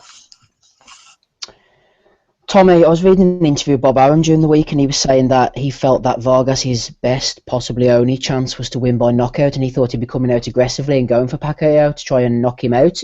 How do you think Vargas will approach the fight? And if you're in his corner, as Brian said, he's got a lot of trainers, you must be one of the next ones because he's had everybody else. How would you tell him to approach it? I wouldn't tell him to rush you anyway. That's for us. That's no danger, eh? But I actually don't know what to say him because I agree with Brian. He's shite, eh? There's no way you can win the fight. I don't know, man. Kick him.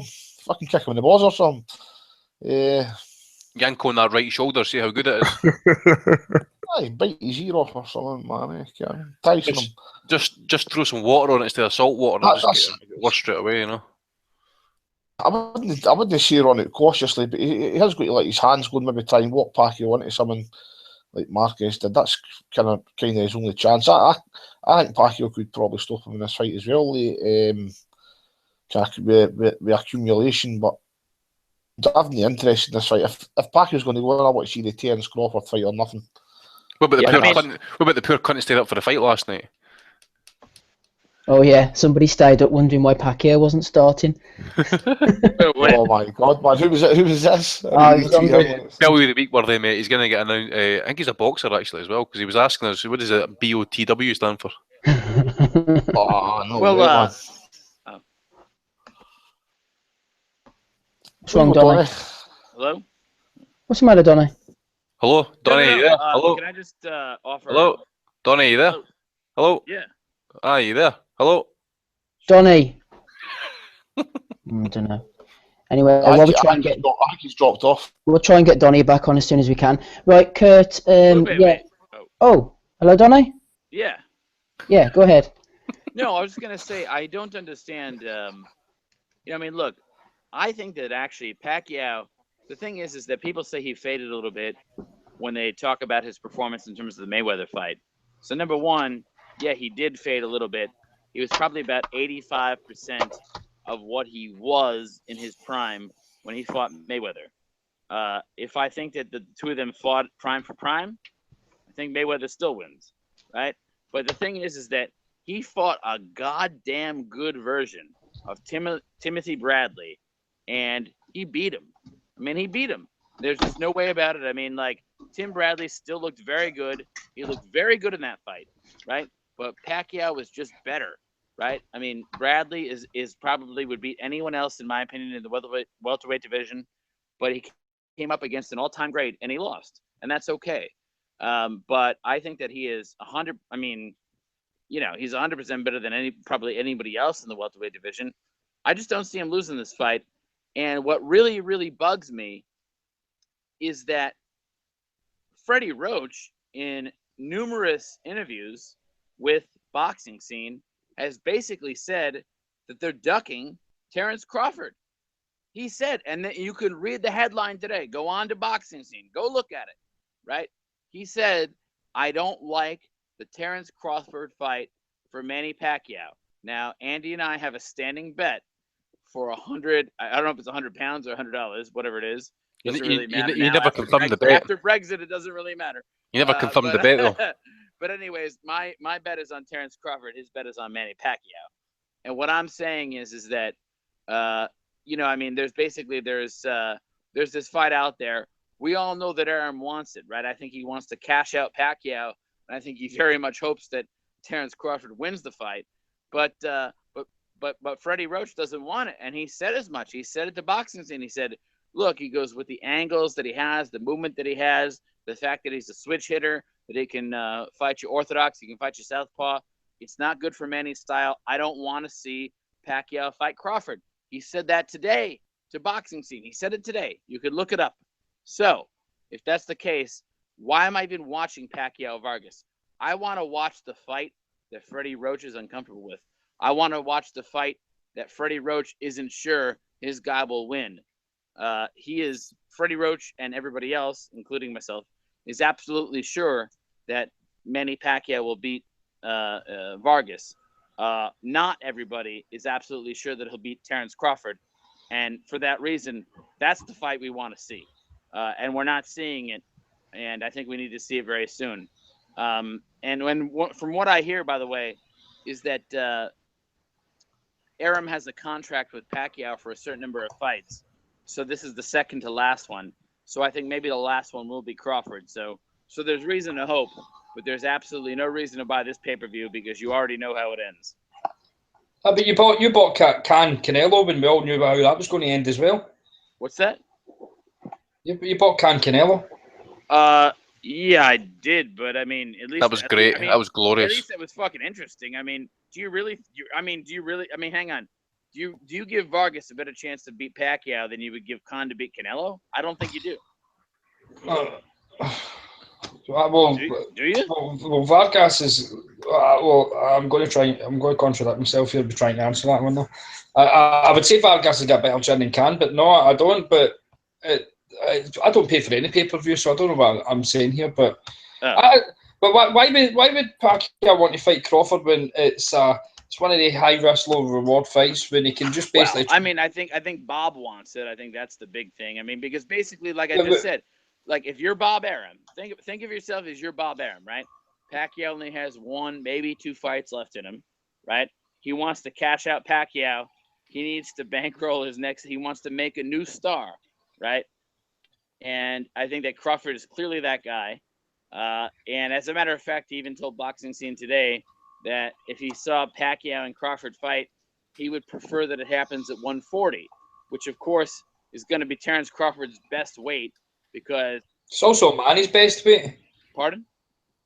So it would also be Manny's best weight. Well, that's what Arum was saying. Yeah, he said that actually Pacquiao would actually be better at 140, but I think while that's true, I think really Crawford would really be better off at 140 because I mean he's a big guy at that weight. I mean, but my point is why would he want to fight Crawford? And I'm not acting like Tommy here because we all know Tommy tries to be a bit of trouble when it comes to this. Why would he want to fight Crawford for less money when there's that 50th fight for Floyd still hanging over where he can just basically take that and get paid far more money? If Floyd's going to come back, well then obviously that'll happen. But I mean, I mean, if that fight isn't there, though, if Floyd doesn't come, I mean, Floyd has said he's like, I'm never, ever, ever coming back. But he's trademarked all TMT 50 and all that bullshit, so there must be something in it. Well, I mean, yeah, I mean, you know what? Probably, yeah, I but I think he mean, will. who knows? I mean, people have made You- preliminary plans before. He's away his People have made- anti-aging clinics first. That's what he's doing. He's away to anti-aging clinics, making sure he's cleaned his system at first. Yeah, guys, let me bring in Dave. You here. Sorry, asked- Dave. Oh, sorry, Steve. No, I was just going to say. I mean, I think it was either Donny or someone else asked what the end game is for Pacquiao here. It's the Mayweather rematch. That's the end game for Pacquiao. That's what he wants. And I think it will happen as well. I really do. I think Mayweather's coming back. Oh, please. I definitely don't think we've seen the last of Mayweather, and I think we are going to see a rematch with Pacquiao. Yeah, but if we get a rematch, it'll be even less competitive than last time. But that's not what matters. It'll sell. You know what? You know it'll sell. I don't necessarily think that's true though, because like he'll have been out the ring for 2 years, and I know his style is like conducive to like he doesn't need to fight much, but at the same time, if you don't fight for 2 years and you're fucking 40, 41 years old, it might tell on you. Well, Pacquiao's still being relatively active, and he's not lost any speed. And you could all say that he was injured in that last fight, but I don't want to get down this rabbit hole. But I'm just saying that I think he would rather take the Floyd fight than the Crawford fight. And personally, because I'm a fanboy, I would just love all that circus again because I know how much Andy hated it. Yeah.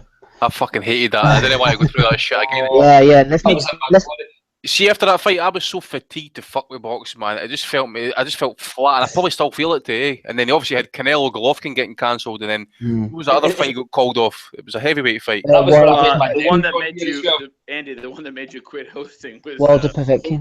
Wilder. That's the one. I fucking lost the plot that night. If anybody should hate Mayweather Pacquiao fight, it should be me. If you find out how much I paid for the ticket. Aye, because I only paid like $400-$500 to sit in a fucking watch it a big screen. What did you pay, Dave? Wait, Brian, you paid. I'll tell you off air. You paid $500 to watch a simulcast. I paid something like $400 to sit in a room full of English fucking football casuals.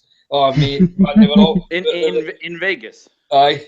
But couldn't you have gone to like a bar or something and just gotten in for a little less? No, the place was honestly. I've only been to Vegas a couple of times, right? But for what I've spoke to people that week was absolutely chaos. Right? I got there on the Monday, right? So I was there before everybody, and it was all right. But see, by the Friday, like MGM Grand is you couldn't get moving, right? There was like basketball players not had everyone cornered off. They were playing like $10,000 tables and all that. You were going to tables that were $15 and they were up to 1,000 minimum, and there was everybody everywhere. You couldn't get fucking moving. The place was absolutely the out in the streets, right? I don't know if how many people have been to Vegas, right? But see, out in the streets, you can get about no bother. The fucking place was pandemonium, man. You could not get moving everywhere. Not even MGM, just every single place. It's amazing. When there's a big show in town, it's amazing how everything. But trust me, I paid a lot of money, right? But it was worth every penny getting robbed, right? Because just to be there, it was just I turned into a right casual that week, didn't I? Did you meet a bunch of young lassies, man?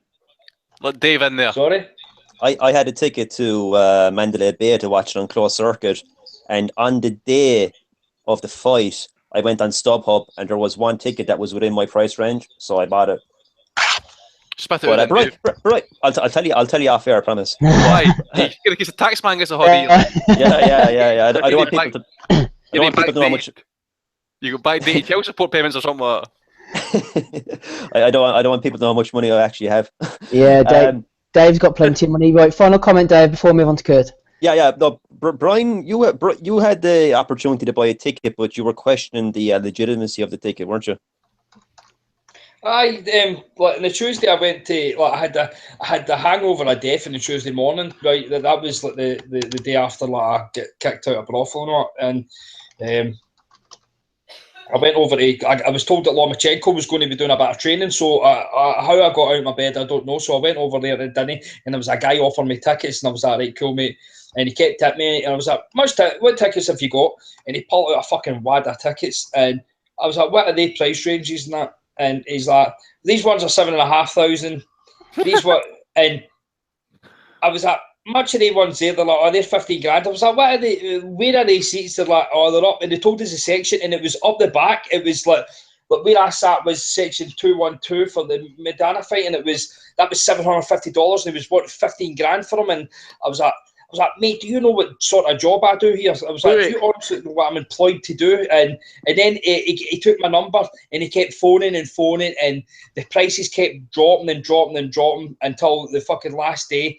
And Mark ended up, he was offered tickets for $2,500, and he was going to pay them, but my nephew was there, and we ended up not doing it. But I'm glad that I didn't pay, because as much as I wanted to be in there, I was fucking raging. I was raging how much it didn't even sell out, because of the amount of people that had tickets couldn't sell them. It did not. The biggest fucking fight of our lifetime, and it didn't even sell out because of the greedy bastards. And then I didn't know whether these tickets were real or not. I was that gullible. I was going to get one.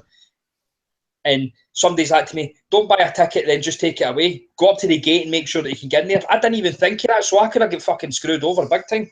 I would never overpay for me. The only time I was wanting to overpay was for the UEFA Cup final back in 2008, and I wasn't willing to go any higher than £400, and this guy was wanting £800 off me. I says, no fucking chance, mate. Absolutely no. I wanted Andy, to go. What about that time you paid £2,000 to sit ringside for Joshua Briazil? Did I? Yeah, you did. That's what I heard. Aye.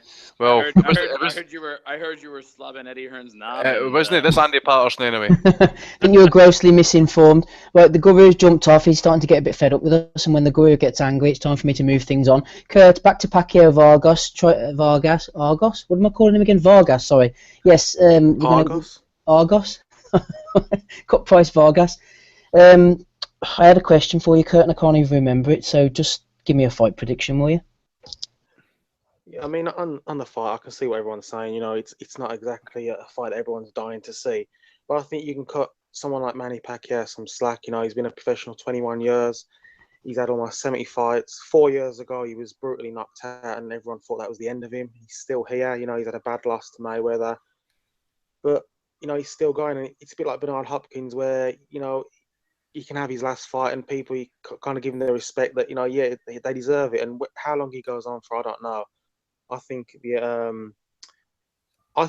Roach saying about Crawford is just all mind games. I take what Roach says with a pinch of salt. You know, him just saying that they could set that fight up, and Roach will say how tough Crawford is.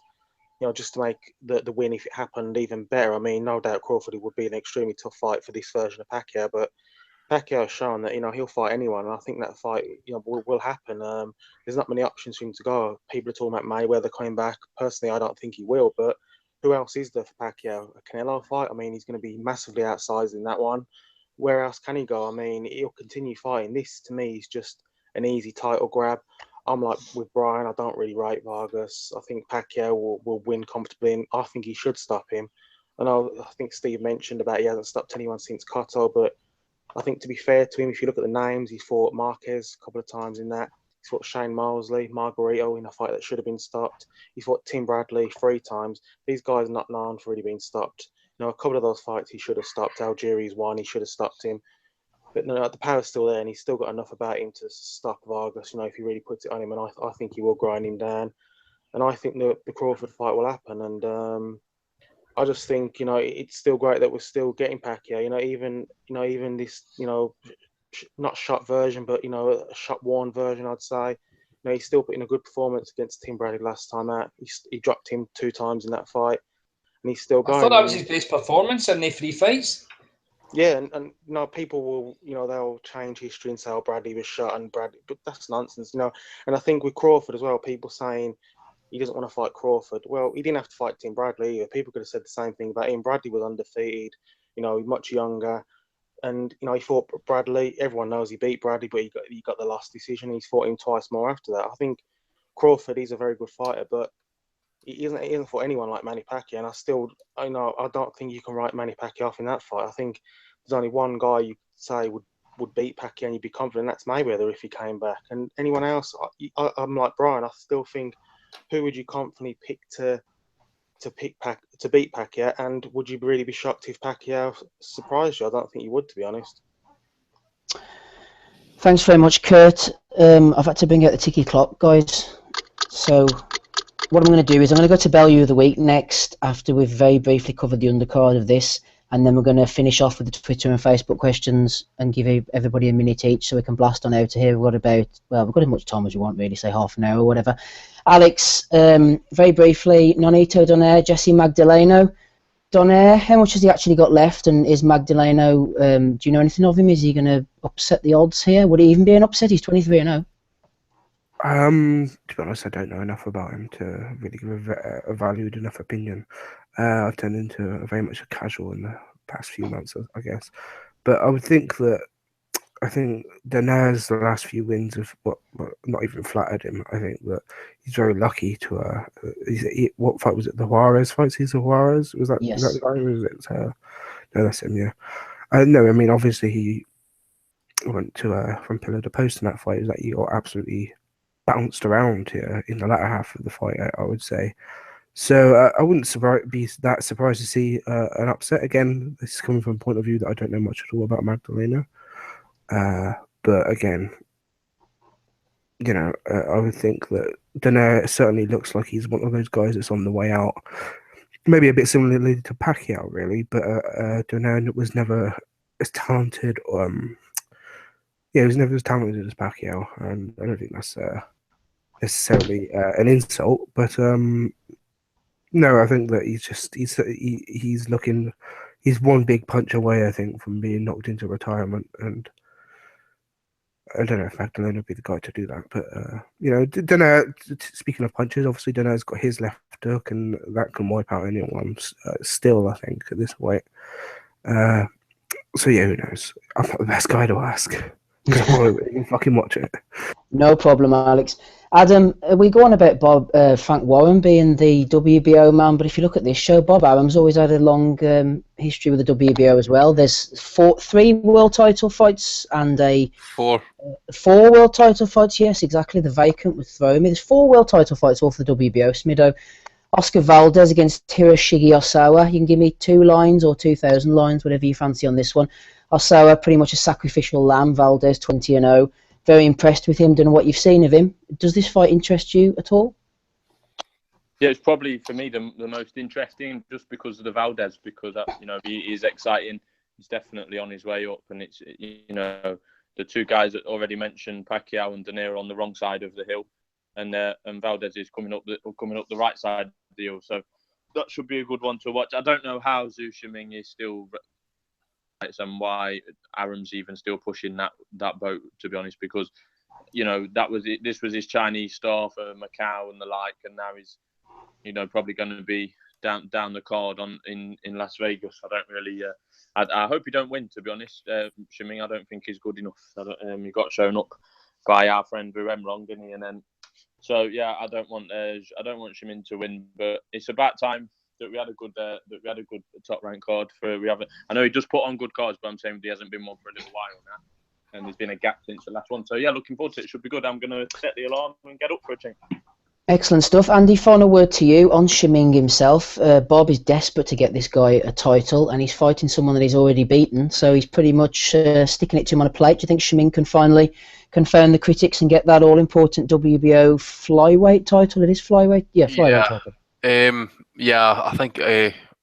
I think he'll beat him. I think, if I remember rightly, they don't beat him pretty widely. I actually think it was in points. It might have been in Macau, actually. So I expect him to win it. I would notice Robson Conceição, he's making his debut on that card as well. He won the gold medal this year at Olympics for Brazil.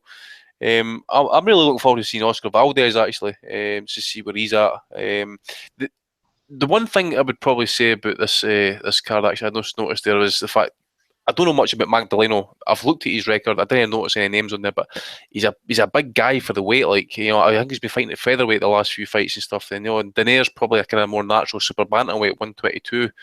So you just don't know. I still think Donaire's got enough in him. He's no shot. It's just, if he picks his opponents properly, and that he'll do pretty well. And to be honest, he's doing it 122 again. He was never a 126 fighter. You just saw the way that. Is it no Vityetka? Who was the guy that walked through him again?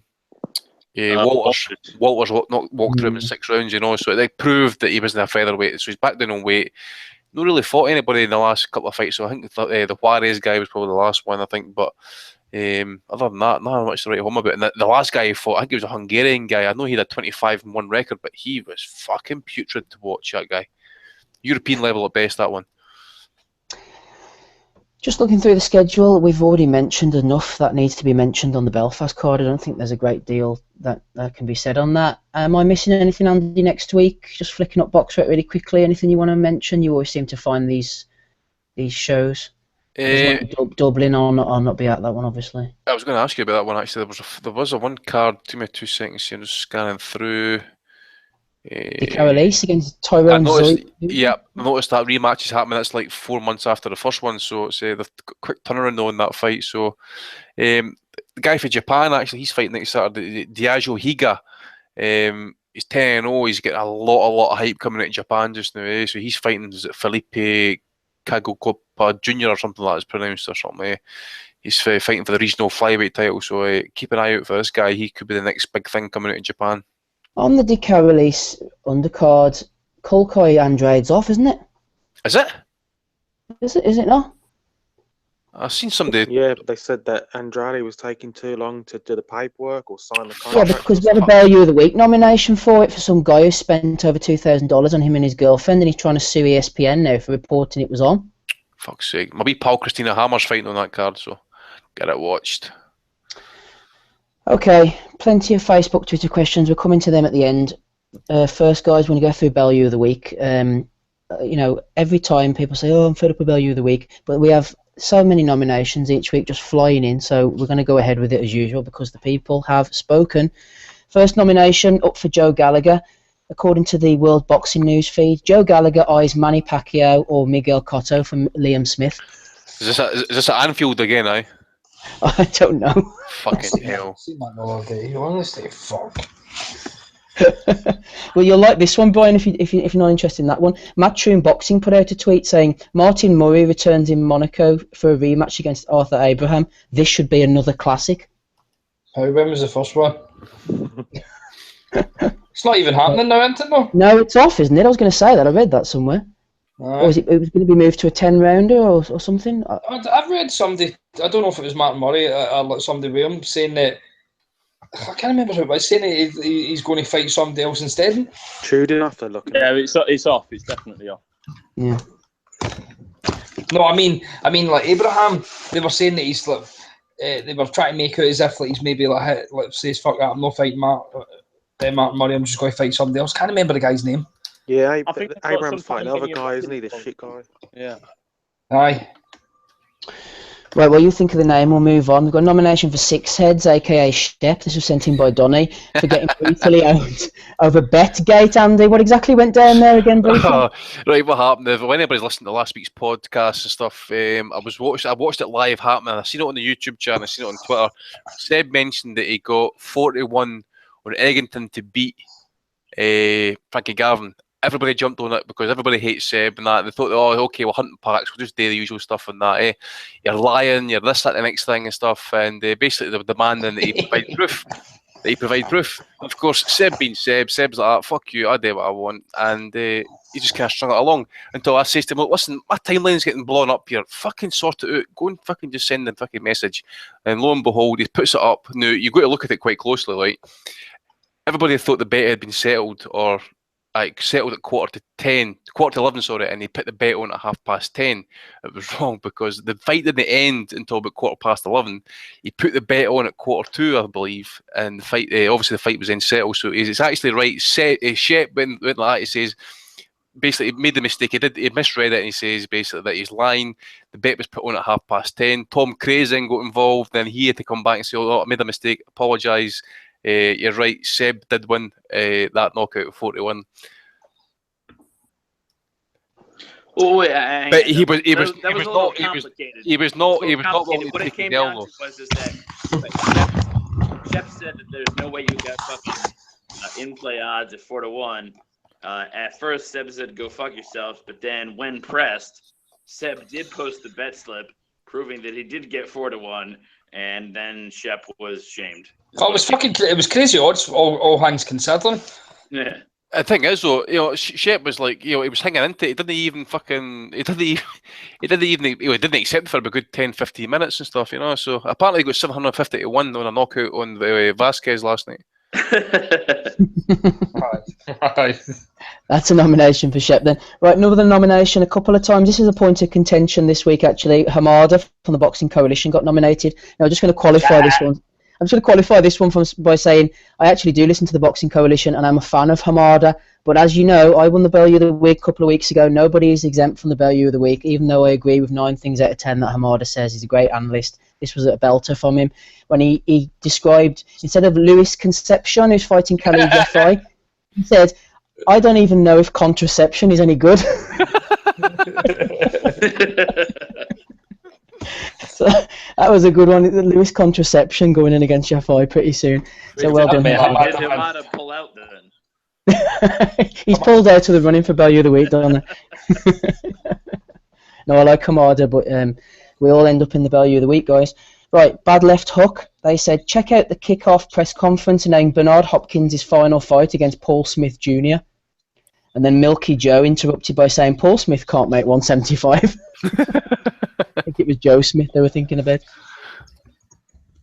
Right, next one sent in by Joe Ringer for Leon Woodstock Jr. He has on his Twitter profile, I have the heaviest hands in my division. And then he goes on to say 7 wins, 3 knockouts. Pure fuck's sake. Nomination for Frank. Let's just write Frank down there. You'll like this one, Kurt. Sent in by Whitehead United. Frank Warren said Vlad shouldn't be in with a shot of a title, but then in the same interview said, hey, should be on IFL. Yeah. Jordan Harrison for sending in a tweet to, let me see, Spencer Fearon. He said, who do you see as being a bigger challenge for AJ, Price or Molina? Hashtag Fearon knows all. Oh, Jesus Christ. The knowledge, Brian, the knowledge. Cunt. Now, this is a bit of a strange one. I think Donny had something to say about this one. It was sent in by Matt. Jay Braham was saying on Twitter, he said, forget achievements, just do a top 10 in the heavyweights purely on who's actually the best fighter. That would be more interesting. Did you have a bit of sympathy for that comment, Donny? Well, I'm sorry, I didn't hear it. He said, forget achievements. They were talking about the heavyweight division and who should be ranked where. And he said, forget achievements. Do a top 10 purely on who's actually the best fighter. That will be interesting. But how do you work out who's the best fighter? What does that even mean? But didn't he later say that it was Joshua? Possibly, Donny. Is that where the Bellew of the Week's coming in from? Right, we'll put him down anyway. I'm sorry. Maybe we're thinking of different things. What I was thinking of, what I thought you were saying at first was, so there was a parody account of Eddie Hearn, right? And it wasn't actually Eddie Hearn. It was like, somebody who, made themselves look like Eddie Hearn. Oh, he yeah. put out a fight and he said, all right, this is Eddie Hearn. And he said, well, the fight is set. It's Joshua versus Danny Green. Danny Williams. Or I'm sorry, Danny Williams, rather. And then there was some guy that immediately pounced on it. Right? When's tickets? The guy goes, he's like, oh, how can I get tickets? And I told him he should commit seppuku and kill himself. Seppuku, oh no, disembowelment. Because who the fuck would want to watch that? But apparently this guy was such a matchroom knob slobberer that he really wanted to see this fight. That guy was all set to get the VIP and sit in the front row. That was my value, and if there's another one, I messed up. Yeah, it was a different one, but that was an excellent one, Donny, the one that you just described. So hopefully we'll come to that one. I have that many get sent in. I don't know if I've got that one or not, but this is actually my personal favourite coming up now. We mentioned the Demetrius Andrade fight, and this is a series of tweets. I'm going to read them out. This was a brilliant one, actually. Demetrius Andrade put up a tweet saying, I've signed my WBA boxing contract to fight Jack Culcay November the 5th in Germany for the WBA title. I don't know when he sent that, but anyway, hashtag and the new. And then this guy gets involved, Ray Falco. He says, at Boo Boo, Culcay going down, see you at the weigh-in, hashtag new WBA champ. And then he said, congrats, bro, getting my flight tickets now. And then he went on in another tweet and he says, this fight better happen. I just bought my plane tickets for me and my girlfriend. Ray's starting to be a bit desperate by this point. Then he says, yo, what time will the fight go off on Germany time? I'll be there on Friday, but it's a 7-hour difference. And then the shit started to hit the fan soon afterwards, and Ray's getting a bit annoyed now. He says ESPN will be refunding me for this fight since they didn't report that the fight will not be taking place. Fucking. And then he says at the end, I spent $2,200 on plane tickets. If this fight doesn't happen, my attorney will be in touch. It got sinister. It reminded me of Eminem's Stan. It started out all nice and, you know, right into him being all nice. And it just turned sinister with him starting to threaten him. And as he started, the whole thing dawned on him that, you know, the fight wasn't happening. It was just bizarre. Yeah, he was American. Brian, $2,200 for him and his girlfriend. It's fucking brilliant. See, that's what's bad about boxing, right? The only good thing, see if you end up booking up to like Vegas or New York or something like that, and like boxing gets cancelled, you're pissed off. But at least you're in like a right, proper, decent place. But like, imagine like going to like Germany. I know Germany can be good for a drink, but you wouldn't want to go for a trip to the boxing to end up in Germany or London or fucking Glasgow or something like that. It's pretty shit. Aye. I'd be devastated. Imagine getting tickets, Brian, for a show at the Wolverhampton Civic Hall and it got cancelled. Oof, burning them. Jesus, but don't ever send me there. I think that guy's a bit of a stalker though, Steve, because I went on his Twitter account to see like his timeline, and he was like he tweets a lot to Andrade, and he was like, "Love you, boo boo." So a bit of a wronging. I bet he doesn't love boo boo as much now, Dave. He'll probably be stalking cocaine next. Right, nomination for ESPN Boxing. Can't remember who sent this one in, but they made a bit of a bollocks up and they deleted it later. They said Britain's Katie Taylor to make pro debut on November the 26th, and obviously cue a load of tweets below saying not Britain's Katie Taylor at all. She's from Ireland. Nomination. I didn't really know what to do with these, so I'm going to put them in the value of the week from James Joyce. Good old literary figure there, Dave, James Joyce, but he's joined the Boxing Asylum on Facebook, and he's given, at first I thought it was genuine, but he's given the Guru a lot of grief. First he says, any chance of the Guru doing a spin-off show? Fast jabs with the Guru, 30 minutes of pure knowledge, maybe after a Vegas trip talking about the entire gig, from fights to hookers and other Guru action on the strip. I've seen that. The Guru's got no knob slobbers now. Pretty much. I have other screenshots which I'm going to come to in a minute because I'm going in order, so we will come back to more James Joyce hopefully shortly. Nomination for Junior Witter. I don't know what the hell this is, but apparently he turned up on some show, Andy, this week called Judge Rinder, or Judge Rinder. I had to ask Kurt about that one, actually. Kurt sent that one to me. I was like, holy fuck.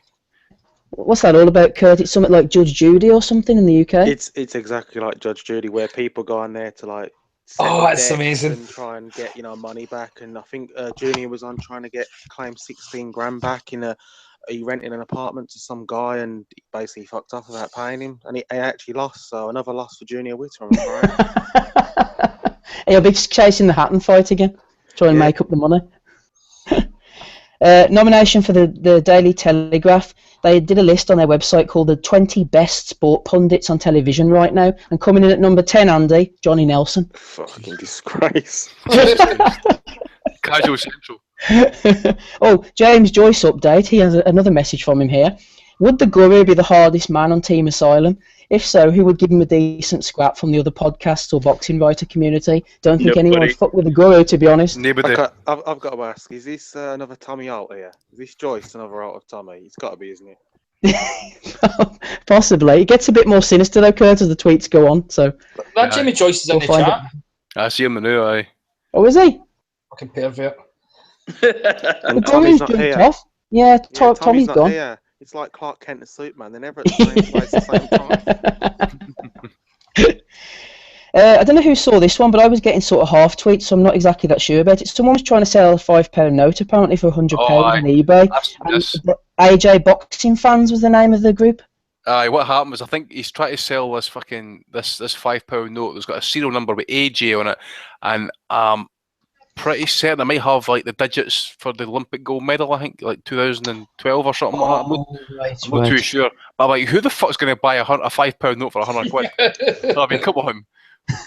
Yeah, I only half screenshotted that. I wasn't exactly sure about that one. I see Brian King's name on this one, but don't worry, Brian, it's actually for Tony Bellew, but you were involved in this one. It was Sam Carp sent me this. Yeah, Carp, he said, remember when Tony told us he doesn't class the fake WBA as a world title, and then Chad Hogan, which is you, Brian, said, yes, I do. And then Tony jumps in and says, that was my personal opinion. The record books will tell a different story when we are done. The main thing is, this is a good fight. Aye, well, what happened was he tweeted, getting to see my mate Swifty Swift become world champion is going to be something else. The home of champions, and the new. So he basically said that.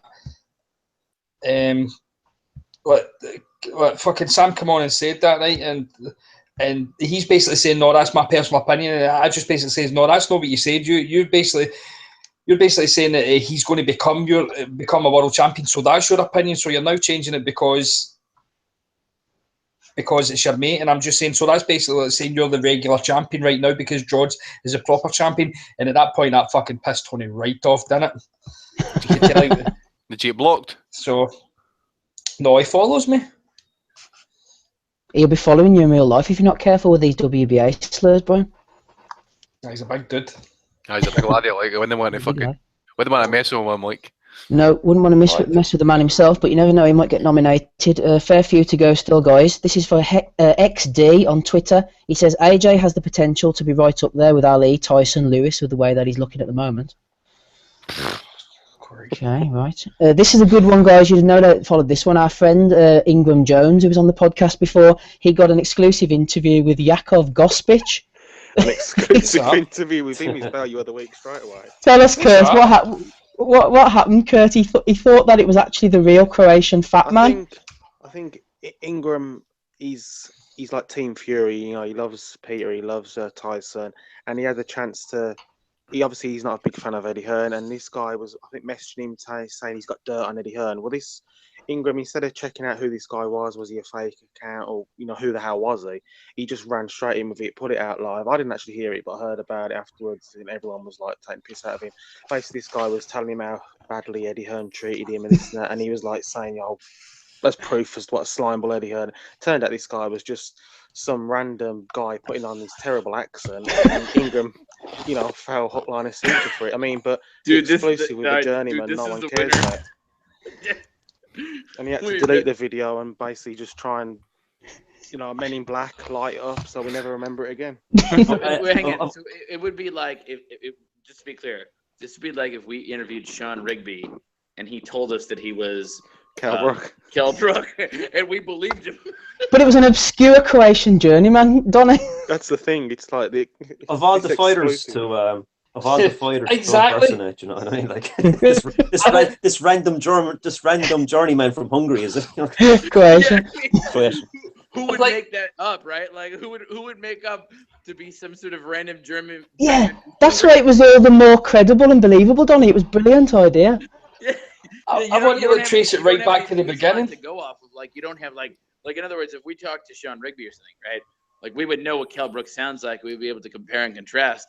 But I mean, you have no idea what some. I mean, so that kind of reminds me of that movie. You ever seen Color Me Kubrick, where you know what I mean? The guy pretends to be Stanley Kubrick, and like because he was always very camera shy, like you never know like what he really sounds like. I thought you were going to say Mrs. Doubtfire, Donna. Well. Oh no! But I'm just saying, like, I mean, he's able to pass himself off as Stanley Kubrick because nobody knows what the hell he sounds like. So I mean, yeah, that's actually I think that's a great. I mean, that's an all-time great troll right there. The problem for Ingram though is everyone he interviews now he's going to request that they go on webcam because people from anywhere are just going to be saying they're Isaac Ekpo from Ghana, this guy from Germany. There's going to be Jack Colkai. There's just everyone. Yeah, he'd be like, the funny grenade. Who are you to say otherwise? Is that Baylor TV? Yeah. Oh, amazing, man. He interviewed the guy I speak to.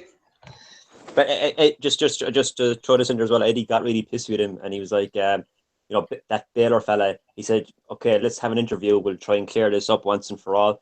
And Eddie Hearn replied, "I'll stick the Cook and Cassius 100 times bigger, and worryingly, you make him look like Einstein, or he makes you look like Einstein."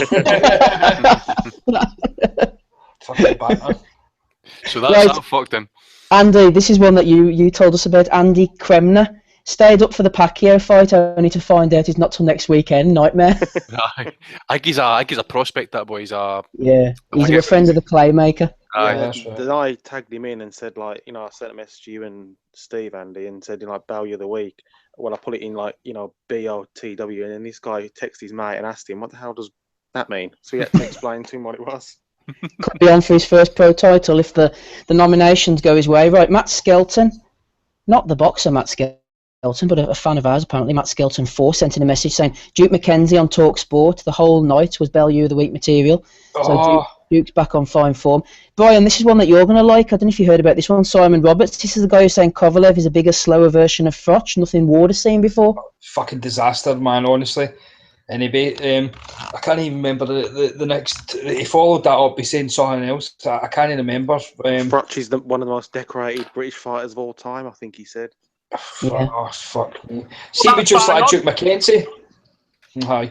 See, just for that Duke McKenzie, I only heard the start of it, and I had to, because I was like cooking dinner, and I had to turn it back off. And Gareth A. Davis is really bad for this and all that. But the two of them should get thrown into the same pot.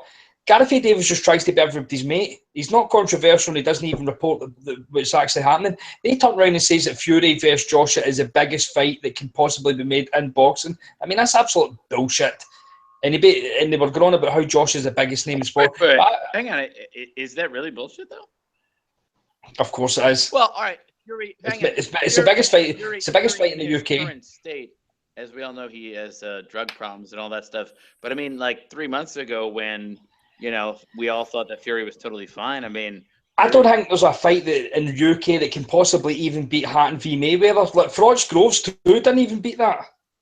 So you really, really need to fucking push the boat out. And wait, 3 months ago, you don't think that Fury versus AJ would have been like a sold out Wembley? There's a difference between sold out. That's still. I'm talking about like generating like interest. Like I still think like Canelo Golovkin is far bigger than anything in boxing.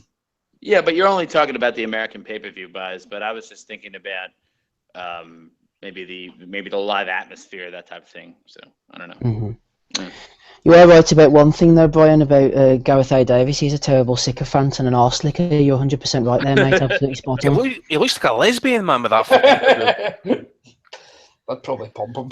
Oh no! Right, final nomination for Chris Eubank Jr. He put up a photograph of himself looking completely wasted in a nightclub, and then he sent out a text saying 5:21 a.m. after party flexing, and then Scott Hyton said, "This is exactly what you advised Conor Benn against doing." So hashtag contradiction. Hashtag Bellew of the Week. Any more nominations, guys?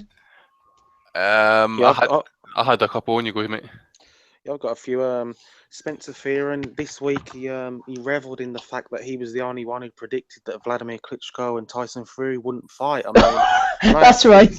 I tweeted him and in my sarcastic way and said, I should have listened to you, Spence. I thought it was going to happen, and he replied something like, "Nothing wrong with wishful thinking, brother." So that's Spencer getting a nomination. ESPN for talking to David Price's trainer, Dave Cowell. Don't know who that guy is. That's supposed to be Dave Caldwell, I imagine. And also the writer, not the Dagenham fighter, Kevin Mitchell, for his. He is a rocket. That's a helmet. He's been really, he's been really pushing the David Price Anthony Joshua fight. Press pass he wants. But he's been talking about how he put an article out saying basically, who cares if Joshua and Klitschko hasn't happened? Joshua would have knocked him out inside 6 rounds. He then goes on to say, but Joshua against David Price is a good domestic grudge match, and David Price has a chance because he can punch hard. So, very well wait for him. He also said Vladimir clearly wants no part of Joshua. Gareth A. Davis says the exact same thing. Says he's ducked him. I'm going to nominate Gareth A. Davis. Actually, Brian, you've convinced me. Any other nominations? Yep, I've got one. I've got two. Sorry, I've got Juanma Lopez and Vasquez's trainer last night for that. That was absolutely epic. Good call. That was brilliant. And I tell you what, it was a fucking. That trainer landed 4 punches unanswered, and he did. See, if it wasn't for those ropes, fucking Juanma had been lying on the deck, fucking. I'm telling you.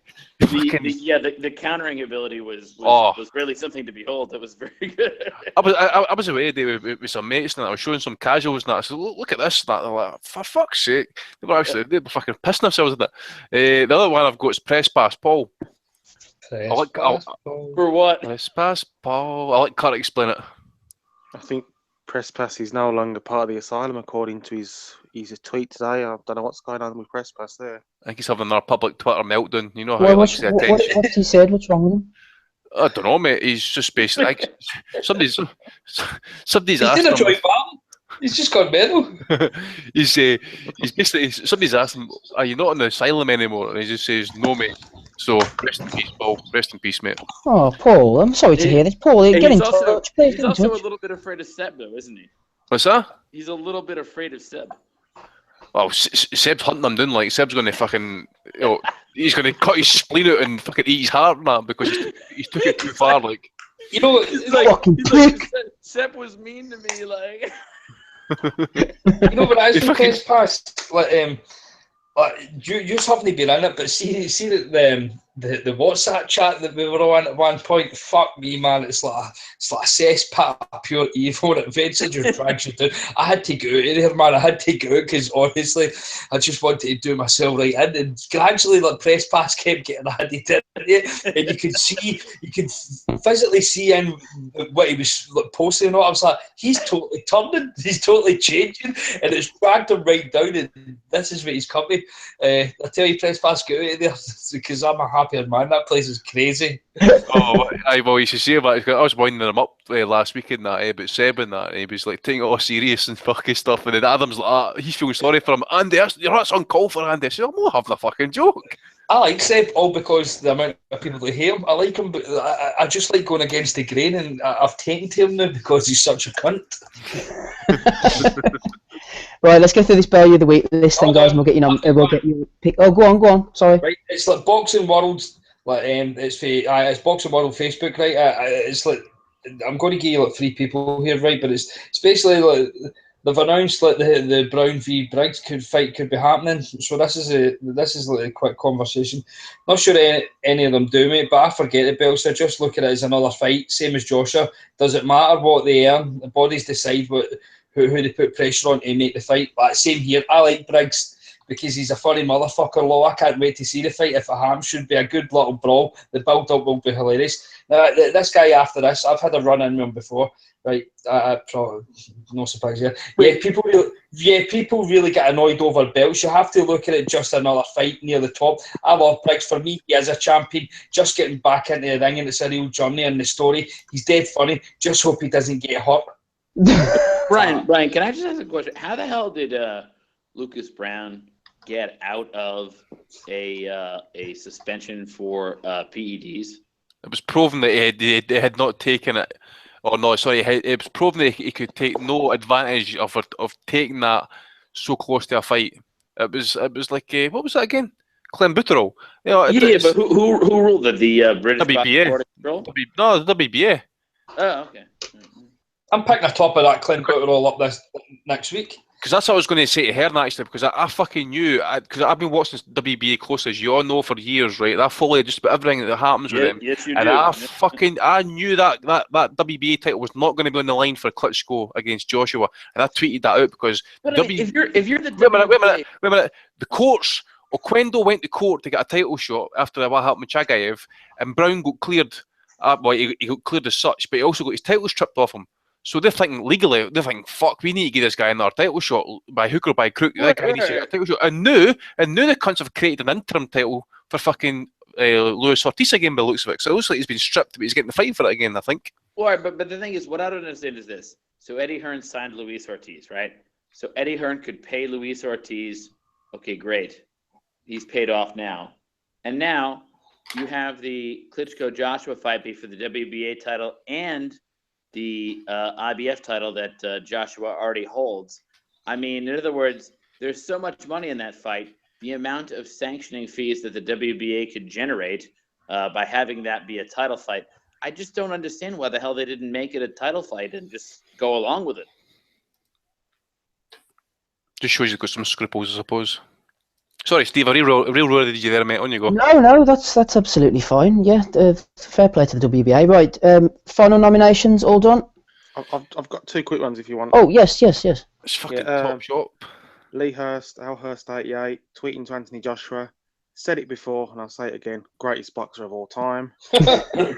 And also, did anyone see Derek Chisora's IFL interview when he's talking about his friend and stablemate Ian Lewis? Oh yeah, that was a belter. Basically, I think he said, he's a nice guy, he works hard, but he's shit. He's And I think shit. Derek was spot on, but it was just so funny to see him talking about a friend like that. That's right. He said he's my stable mate, and he's a nice guy, but he's shit. He's shit. And he also said he's looking forward to December 10th because Dillian White's got nice big lips for giving him a blowjob. So.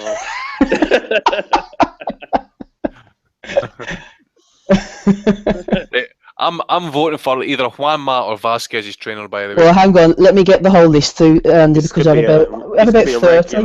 Regular interim diamond recess. We have about 30 here, so let's get through them. Right, Boxing World on Facebook, Joe Gallagher, Matchroom Twitter, Shep, Hamada, Bad Left Hook, Leon Woodstock Jr., Frank Warren, Jordan Harrison, Ingram Jones, Spencer Fearon, Juanma Lopez, stroke Vasquez's trainer, Derek Chisora, Lee Hurst, Eubank Jr., Simon Roberts, Duke McKenzie, Andy Kremner, Jay Abraham, Ray Falco, ESPN ×2, James Joyce, Junior Witter, The Telegraph, AJ Boxing Fans, Tony Bellew, XD, Gareth A. Davis, and Press Pass Paul. Whoa, what a list, man. Woo! Andy, who are you going for? I'm going for Vasquez. Juanma, mate. That was just unscripted. That was just glorious. I love shit like that. Kurt, what about you? Yeah, I mean, that was brilliant. I mean, seeing him get a come from behind win like that and then almost getting chinned by the trainer. But I've got to go with Ingram. I mean, getting conned by fucking a big star would be one thing, but some fat German journeyman no one's heard of. I mean, that just takes Yeah, what was that guy's name? What is your name? Ingram Jones. Okay. Donnie, go on. Yeah, first of all, honorable mention to Shep, and also honorable mention to Derek Chisora. With that being said, Ingram Jones for getting what's the word they look for? What is it called? Catfished. Catfished. Catfished. Yeah. Yeah, catfished by that guy claiming to be a Hungarian journeyman. I mean, that is an all-time great moment in the history of internet boxing journalism. I approve. That is absolutely my vote for Belly of the Week. What about you, Brian? I was trying to vote for Joe Gallagher. I really want to give him it because just when he's out in the media, he always just fucking storms in there and says something ridiculous. But hi, Ingram has to win it, doesn't he, man? That's amazing. What I want is for somebody to retrace the steps and how the conversation sparked up in the first place. You speaking to some random boxer that nobody even knows. How did this all begin? And then get the person who is a fake guy. And why did you choose that? Why the fuck did you target this guy? It's Inception, isn't it? It's like a story within a story. Yeah, and also, if the fake guy is listening, come on next week, in your German accent, and let's hear the story. Gospich, we will interview you on here as well. We've got no shame, Gospich. Come on. Kim, what's happened? He's been trolled badly because I think he's well known to be an absolute Eddie Hearn hater, eh? And he's just fucking said, "Okay, I'll have a bit of fun with this," and the boys managed to pull it off, eh? He must have been. I can do some accents, right, but there's no way I could keep it. I don't know how long the interview lasted for, but I could not keep that up for like 5-10 minutes. I would just crease with laughter after 2 or 3 minutes and that, eh? Whether that interview was just like somebody saying "yeah" every 2 seconds, yeah, but I think he only started to tweet when some journalist or some writer actually sent a message saying, "I spoke to him when he was actually in the country. He can't speak a word of English. So who the hell's that?" And then started to tweet. Oh, that's amazing. But the thing is, though, it's easy to keep it up, though, when you know that the other person on the end of the line has no clue. Like, if I tried to impersonate, I mean, I can't, but if I tried to impersonate Eddie Hearn right now or something, right, I couldn't do it because I don't know how to speak like him. But what I'm saying is that if you have the other person on the end of the line has no clue who you are, yeah, you can keep that up forever. Doesn't know what he sounds like. Yeah, he has no idea. I'm expecting impressions from you next week, Donnie, but don't worry about it now. Smido, who are you going for? I'm going for that Andrade fanboy. I thought that was excellent. Oh, who's that? Andrade fanboy. Yeah. I'm going for him as well, so that's 2. Dave Lee, this could get exciting all of a sudden. Ingram's on 3, Ray Falco's on 2. What are you going for? No, I have to go with Ingram. It's not just that he got conned as well. It was the follow up. He didn't just take the L and just move on. Like he went on like his own PR campaign where he's like he Shep last week. Yeah, he was talking about all the good things he does, and he was saying that just to remind you guys, this is actually a cyber crime, and we're actually looking into legal action as well.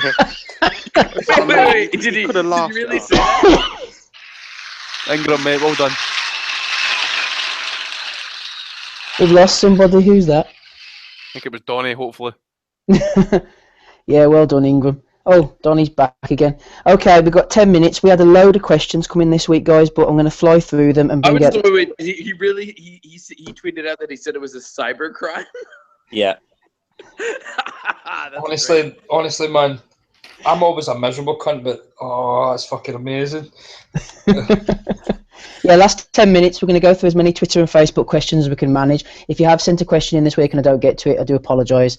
It's a busy week as usual, guys, and I know a few people wanted to get on the call tonight, but we expected to have our special guest. You never know, it might turn up yet towards the end of the call, we just don't know.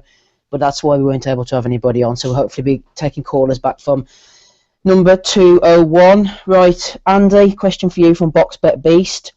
Although he lacks the resume to be an all-time top 10, how do the panel think that Floyd would fare against any of the all-time greats? So any of the all-time greats in and around Floyd Mayweather's divisions, pretty much. So, for example, if you wanted to make it against a lightweight or something, then you could, say you would think Floyd would fare against him, or if you want to talk about Leonard, Hearns, Duran. To me, like lightweight, Floyd versus Duran is one of the best fights you can ever make in the history of boxing. Like, just fucking hell. I've started speaking with an American accent now. Well done, Donna. You can do impressions. No, I'm just saying. I think lightweight. Like Duran is like unquestioned lightweight. He's arguably probably the best lightweight of all time. Versus Mayweather, who at 130 was ridiculous. At 135 was still pretty good. I think that those two at lightweight, I think, is one of the best matchups that you can make. I mean, people know I'm a big Floyd fan, but I actually like watching Floyd at the kind of lower weights, like super featherweight, lightweight, because he took chances and he was a lot faster. He was a lot more kind of offensive, I thought. But just we'll take welterweight for instance, because I know he's fought the bulk of his career at welterweight. So if you're talking anybody in history, I mean, you're talking like guys like Jimmy McLernan, probably Jackie Britton, Barney Ross. You would have Leonard, Hearns. You would have Duran in there at some point. Emil Griffiths, Napoli's. There's no a Joe Walcott kicking around about that area as well somewhere. Henry Armstrong, I think, would give him hell. I mean, that's a tough fight. And obviously, you've got the big granddaddy of them all, probably one of the greatest welterweights we've never seen before, and that's Sugar Ray Robinson. So, I could sit here and talk all night about these guys, but Fritzy Zivic, I think he was a welterweight. Tough fights. But what about Basilio, Carmen Basilio? I think he would outbox him. Yeah. But saying that, Basilio, I think did Basilio beat him up at middleweight? I think beat Robinson up at middleweight. Yes, he did. Yeah. So I've got his career set still to watch actually. So I don't know when I get a chance to see it. I think in welterweight terms, for talent and skill, Floyd's up there with any of them. And you could make a case for him beating Evan, whether you think he would or not. Personally, I don't. But there is obviously some he would win, some he would lose. I think the toughest match for him at welterweight stylistically is Tommy Hearns. I mean, that's a nightmare for Floyd personally. I know a lot of Floyd fans. I mean, real like hardcore Floyd fans, and most of them say the one fight they think that Floyd would lose would be Tommy Hearns at welterweight because he's so fucking long. I mean, he's got that jab, and he's so tall and he's so long. I mean, it's all wrong for him. I mean, that's the worst stylistic matchup you can give to Floyd Mayweather at welterweight. See, from a boxing purist point of view, I know Brian's into his boxers and stuff like that. See if you could maybe put him in with Charlie Burley, right? I think that would be an absolute technical chess match, that one, because Charlie Burley was often regarded as probably the finest defensive fighter of his time in that, and the people actually felt that's where Bernard Hopkins is actually kind of picked up his defensive skills from, by watching and studying him. Yeah, and also with Tommy Hearns, not only does he bring the height, the speed, the size and the power, but people forget if he fought Ray Leonard in a 12-round fight, he would have beat Ray Leonard. He can outbox Ray Leonard, so that's a tough fight. But when you're talking about Floyd, you got to put him up there with all of them because whether you like him or not, the talent is clearly there. See, that's the thing with people. See, when people ask questions about Floyd, Floyd's got two different careers. Like, it's like when he gets to like kind of 147, it's totally different for his like earlier career. Like I can't pinpoint exactly when Floyd's like peak was. I hear a lot of people saying that his peak was up to like the Castillo fights, like 135 and all that. But I think like fucking Floyd 147 would absolutely school the younger Floyd. I think he would absolutely fucking school him. Yeah, I agree with that. I think he was a more complete fighter at 147. You know, he had more intelligence, more experience. I think that factored in as well. He was more offensive in his lower weight days, but not necessarily better, I don't think. How does everybody think about Floyd against Felix Trinidad at welterweight? Oh, I was just going to mention that fight. That's a fucking great fight. That's a great fight. What about Prime Oscar then? I know you're a big Oscar fan. No, What about Prime Oscar? I think that Oscar at like 135, 140 would have beat Floyd. Yeah, I agree. I agree. I've argued the case. I think fucking Oscar absolutely schooled Trinidad. What about Mosley at 135? I mean, honestly, Mosley was one of the fastest fighters at 135 in history. I mean, but who did they fight at 135 though? Well, not too exactly. many. Exactly. Was that when he was beating the likes of Philip Holiday and Adrian Stone and all them? Was that 135? Yeah, he didn't have the big wins at the weight, but just on the eye test, I mean, Shane Mosley looked a formidable force, but he didn't have the record really to suggest it. But what he went on to do as well, I'd favour Floyd over Mosley, but it'd be a good fight. I think Mosley's speed would have given him trouble. Yeah, for the first few rounds, like Judas did. You were talking about Mosley there, but sorry, I cut off there. Yes, sorry, Dave, go ahead. We're just saying that Mosley's speed would give him a bit of trouble the way that Judas did. Yeah, I mean, as I think Kurt was saying there, okay, he didn't have really what you'd call a signature breakout win at lightweight, but if you read the reports of Mosley at the time, everyone was singing his praises. He really did look the business at lightweight. Some people not saying he was like they were linking him with fucking Sugar like Ray Robinson. There was some people. Yeah, I mean, I think that was his athletic peak at 135. I don't think he ever was quite as fast as he was at 135. He really did look sensational at that weight class. But there was talks of Mayweather fighting Mosley at lightweight, and I think obviously Mosley went the route of De La Hoya, didn't he? Yeah. What about Kid Gavilan, Dave? Think you'd have any chance against him? Andy, I've always, I didn't really get involved in this discussion because I've always said it's very hard to match fighters in different areas and like kind of like physically match them up, So it is kind of hard, It's just different areas. It's very different. Well, the other thing when you talk about different eras, you have to also consider that until about 1980, modern boxing techniques. Yeah, well, no, not even that. But just I think about 1984 was when they started the 36-hour weigh-in, you know what I mean? Because the guys used to weigh in on the day of. So when you're talking about matching fighters from like basically pre-1983 or something like that, you're basically talking about, if you're talking about a fighter from the old days, you got to step him up, you got to step him down rather one weight class because in the age of the day where you weigh in before the fight, these guys can rehydrate, right? So I mean, if you're talking about Floyd at welterweight or something, you got to match him against somebody who was weighing in at 140 or something in, pre-1983, because, if you're going to go back and you're going to do these fantasy matchups, I mean, these guys would have been about a weight class below when they were, if they were fighting in the modern day, because they back in the day, they used to weigh in the same day. So they had to actually fight more around their walk-around weight. Yeah, the other thing as well is you also had 8 divisions, which you've not got, is it 19, 17 nowadays, whatever it is? Yeah, 17, yeah. See, it'd been real interesting to see how Floyd would have coped in that, well, they mean that era, but see if you had the 8 divisions, so you didn't have super featherweight, you didn't have light welterweight, well, you didn't have it up until a certain point. I think it was like the early 80s or something like that, maybe early 70s.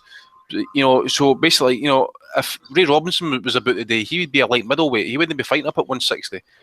Maybe he would. I really don't know, but some of these guys wouldn't be fighting up at these weight classes. And also with weights as well, if it's hard to compare the fighters because do you put Floyd in their area? Do you bring these guys here? It's hard to do, but you just try and think of them as the best. But even if you put Floyd or any great fighter from nowadays there, you're talking about, Floyd fights twice a year at the most, where these guys are fighting some of them. I mean, Henry Armstrong, 29 fights in 1 year. So how would these cope? They probably wouldn't be able to cope with that, obviously. And would they fighters of the past how would they cope with today's techniques? Exactly, mate. Exactly, mate. See the other thing as well is I remember Henry Armstrong fighting for the welterweight title, weighing 135 pounds against a guy at 147, right? And here nowadays, in the modern day, we've got fucking two heavyweights wanting to get a catch weight for a fucking fight. I mean, come on, they fuck. What I would say though is I think Mayweather is good enough to be competitive in any era. Oh, aye, definitely. Yeah, the talent. Yeah, the talent. You have to, like I said. The only problem don't like him, so. The only problem I've got with Floyd is just the knockout ratio and the last legitimate knockout was Ricky Hatton in 2000. Bad hands, though, wasn't it? Yeah. Yeah, but Bad hands. I don't really care. Smido, don't worry too much about Floyd. I don't want to tax you too late on in the day. My phone battery's about to die, so I'm going to try and get one question, and I'm going to aim it at you. From Joey O on Master Mode 33. He's asking for thoughts on Mick Conlan turning pro with Top Rank and relocating to the States. Just before you jump in, I'm just going to say a couple of things very quickly because, like I said before, I was at his press conference on the Friday. He is exclusively signed with Top Rank as his promoter. Matthew Macklin from MGM will be managing him, and he'll be training over in Los Angeles with Manny Robles, or Robble, whatever you call that guy. And providing everything goes well, he's going out on November the 10th. They're going to do pads and stuff and hope that he gels with him. And his family's going to be moving out with him to Los Angeles, his fiancée and his young daughter in January. So just wanted to clear that up, Smido. Mick Conlan, I'm sure you would have seen the action in the Olympics. What do you think on turning pro in the States, etc.? Why is he training with that Rubeles? How's he getting him? Can he not pick his own trainer? Well, no. I think he has picked his own trainer.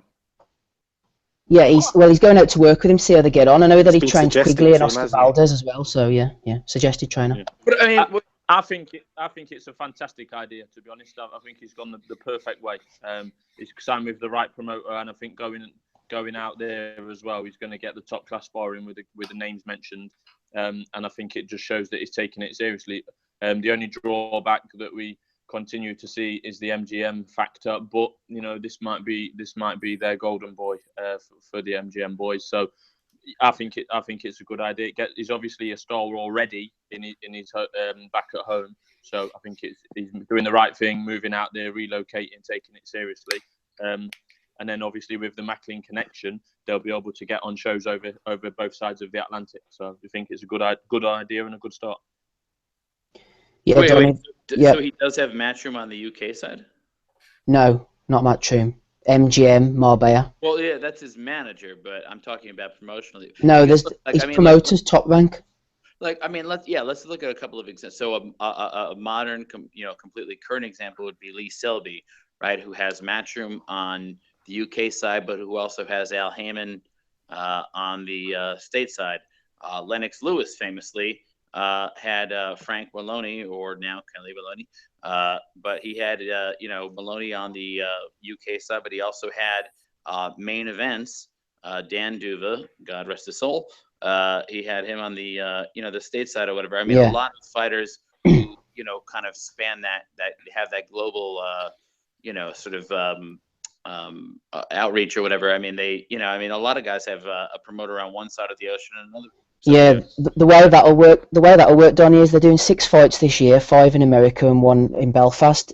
Top Rank will come over to Belfast and promote their own show, and Macklin will be the sort of Irish side of things, and then obviously Macklin will then, of course, it'll be like Frank's connections with Box Nation, and that will then start tying up the things, UK or Ireland side of things. And Steve, how big do you think this guy can be, over in Belfast and Ireland? I mean, can this guy be like a big star, do you think? Well, I think so. Like when I was talking to him, he doesn't lack ambition. He said he wants to go down as like an all-time great, not even like an Irish all-time great, just in general. He wants to win multiple titles at multiple different weights. Did they mention Frampton? Well, they're talking about Frampton, but I mean, Frampton's basically turning 30 next February. Conlan's 25. They've offered him to fight for a world title, what he said, Top Rank, as quickly as he wants to, but Macklin said realistically it'll be in around 2 years, maybe 3, but no less than 5. I don't think he'll rush like a Lomachenko, anything. I mean, Lomachenko's an exceptional talent. I don't think he's going to be doing anything like that. You know what I mean? I can't see the Frampton fight happening. What is really the point, let's just look at the last UK fighter to go over to America, sign with the American promoter, and try to make his bones over there. It was Amir Khan, and you know what? You can say whatever you want. No, wasn't he? No, he wasn't. He wasn't the last fighter. He wasn't the last UK Well, fighter. no. But all I'm going to say is that you can say whatever. You can say whatever you want about Khan, but you know what? He fucking made his money, didn't he? I mean, he made a lot of money. Yeah. Yeah. Oh, Conlon will make money, all right. They've made no bones about it. After the Olympic blow up and the sort of Irish American market, he's very marketable. And they're looking in New York, as a the future Irish star. American fighters do very, very well. Actually, one of the biggest, just straight up ticket sellers in New York is that Monahan. Monahan. Exactly. Monahan. Right. Actually, one of the ways it's kind of a little poorly kept secret, but one of the ways that Donaire versus Rigondeaux sold out in New York was that they put Shawnee Monahan on the undercard. And he shifts thousands of tickets. Yeah, sells about 3,000 to 4,000 tickets just all by himself. Yeah. As well as that, his fans travel, which is very unusual for an American fighter. They travel to see Monahan. Yeah. Yeah. Basically, all you got with that right now, I think the best, the fighter whose fans travel the best, if you will, is probably Terrence Crawford. His fans traveled to see him. Also, Kelly Pavlik's fans traveled to see him very much when he fought, for instance, Hopkins. They filled up the Atlantic City Boardwalk Hall. I mean, there are certain fighters whose fans will absolutely follow them, and he is one of them. Well, they seem to be big. Top Rank seem to like what they're seeing. Obviously, with Conlon, Todd DeBerth was over on Friday, and he seems to speak very highly of him. I tried to drop a few spanners in the works. I said, you see these Olympians coming through. Are you worried he might, turn out to be a Ricardo Williams or a Francisco Bajardo? He wasn't too pleased with that Panchito. question.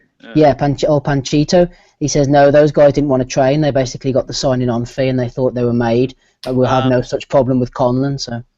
I mean, that's the other thing, though, is that, I mean, don't you think that it's a real problem that Todd DeBuff doesn't take a more active role in Top Rank? Because when Aaron, I mean, I like Aaron very much, but I mean, he's, 87 years old? I mean, when this man dies, right? I mean, you don't see Todd DeBuff out there. I mean, I think he needs to hand off the reins at some point, don't you? Donnie, go and listen to Lance Armstrong's podcast. He does an interview with Bob Arum. It's actually really quite good. Yeah, it is good. Oh, what's that have to do with anything? I'm just saying. Well, I'll give you an idea as to how he's not retired and why he's going to keep going. He even mentions his son Todd DeBuff, or his son-in-law, sorry. Yeah, but whatever. But I mean, why isn't he kind of sort of becoming more of a public face? I'm just saying. Because nobody knows who he is, Bob Arum. I don't know.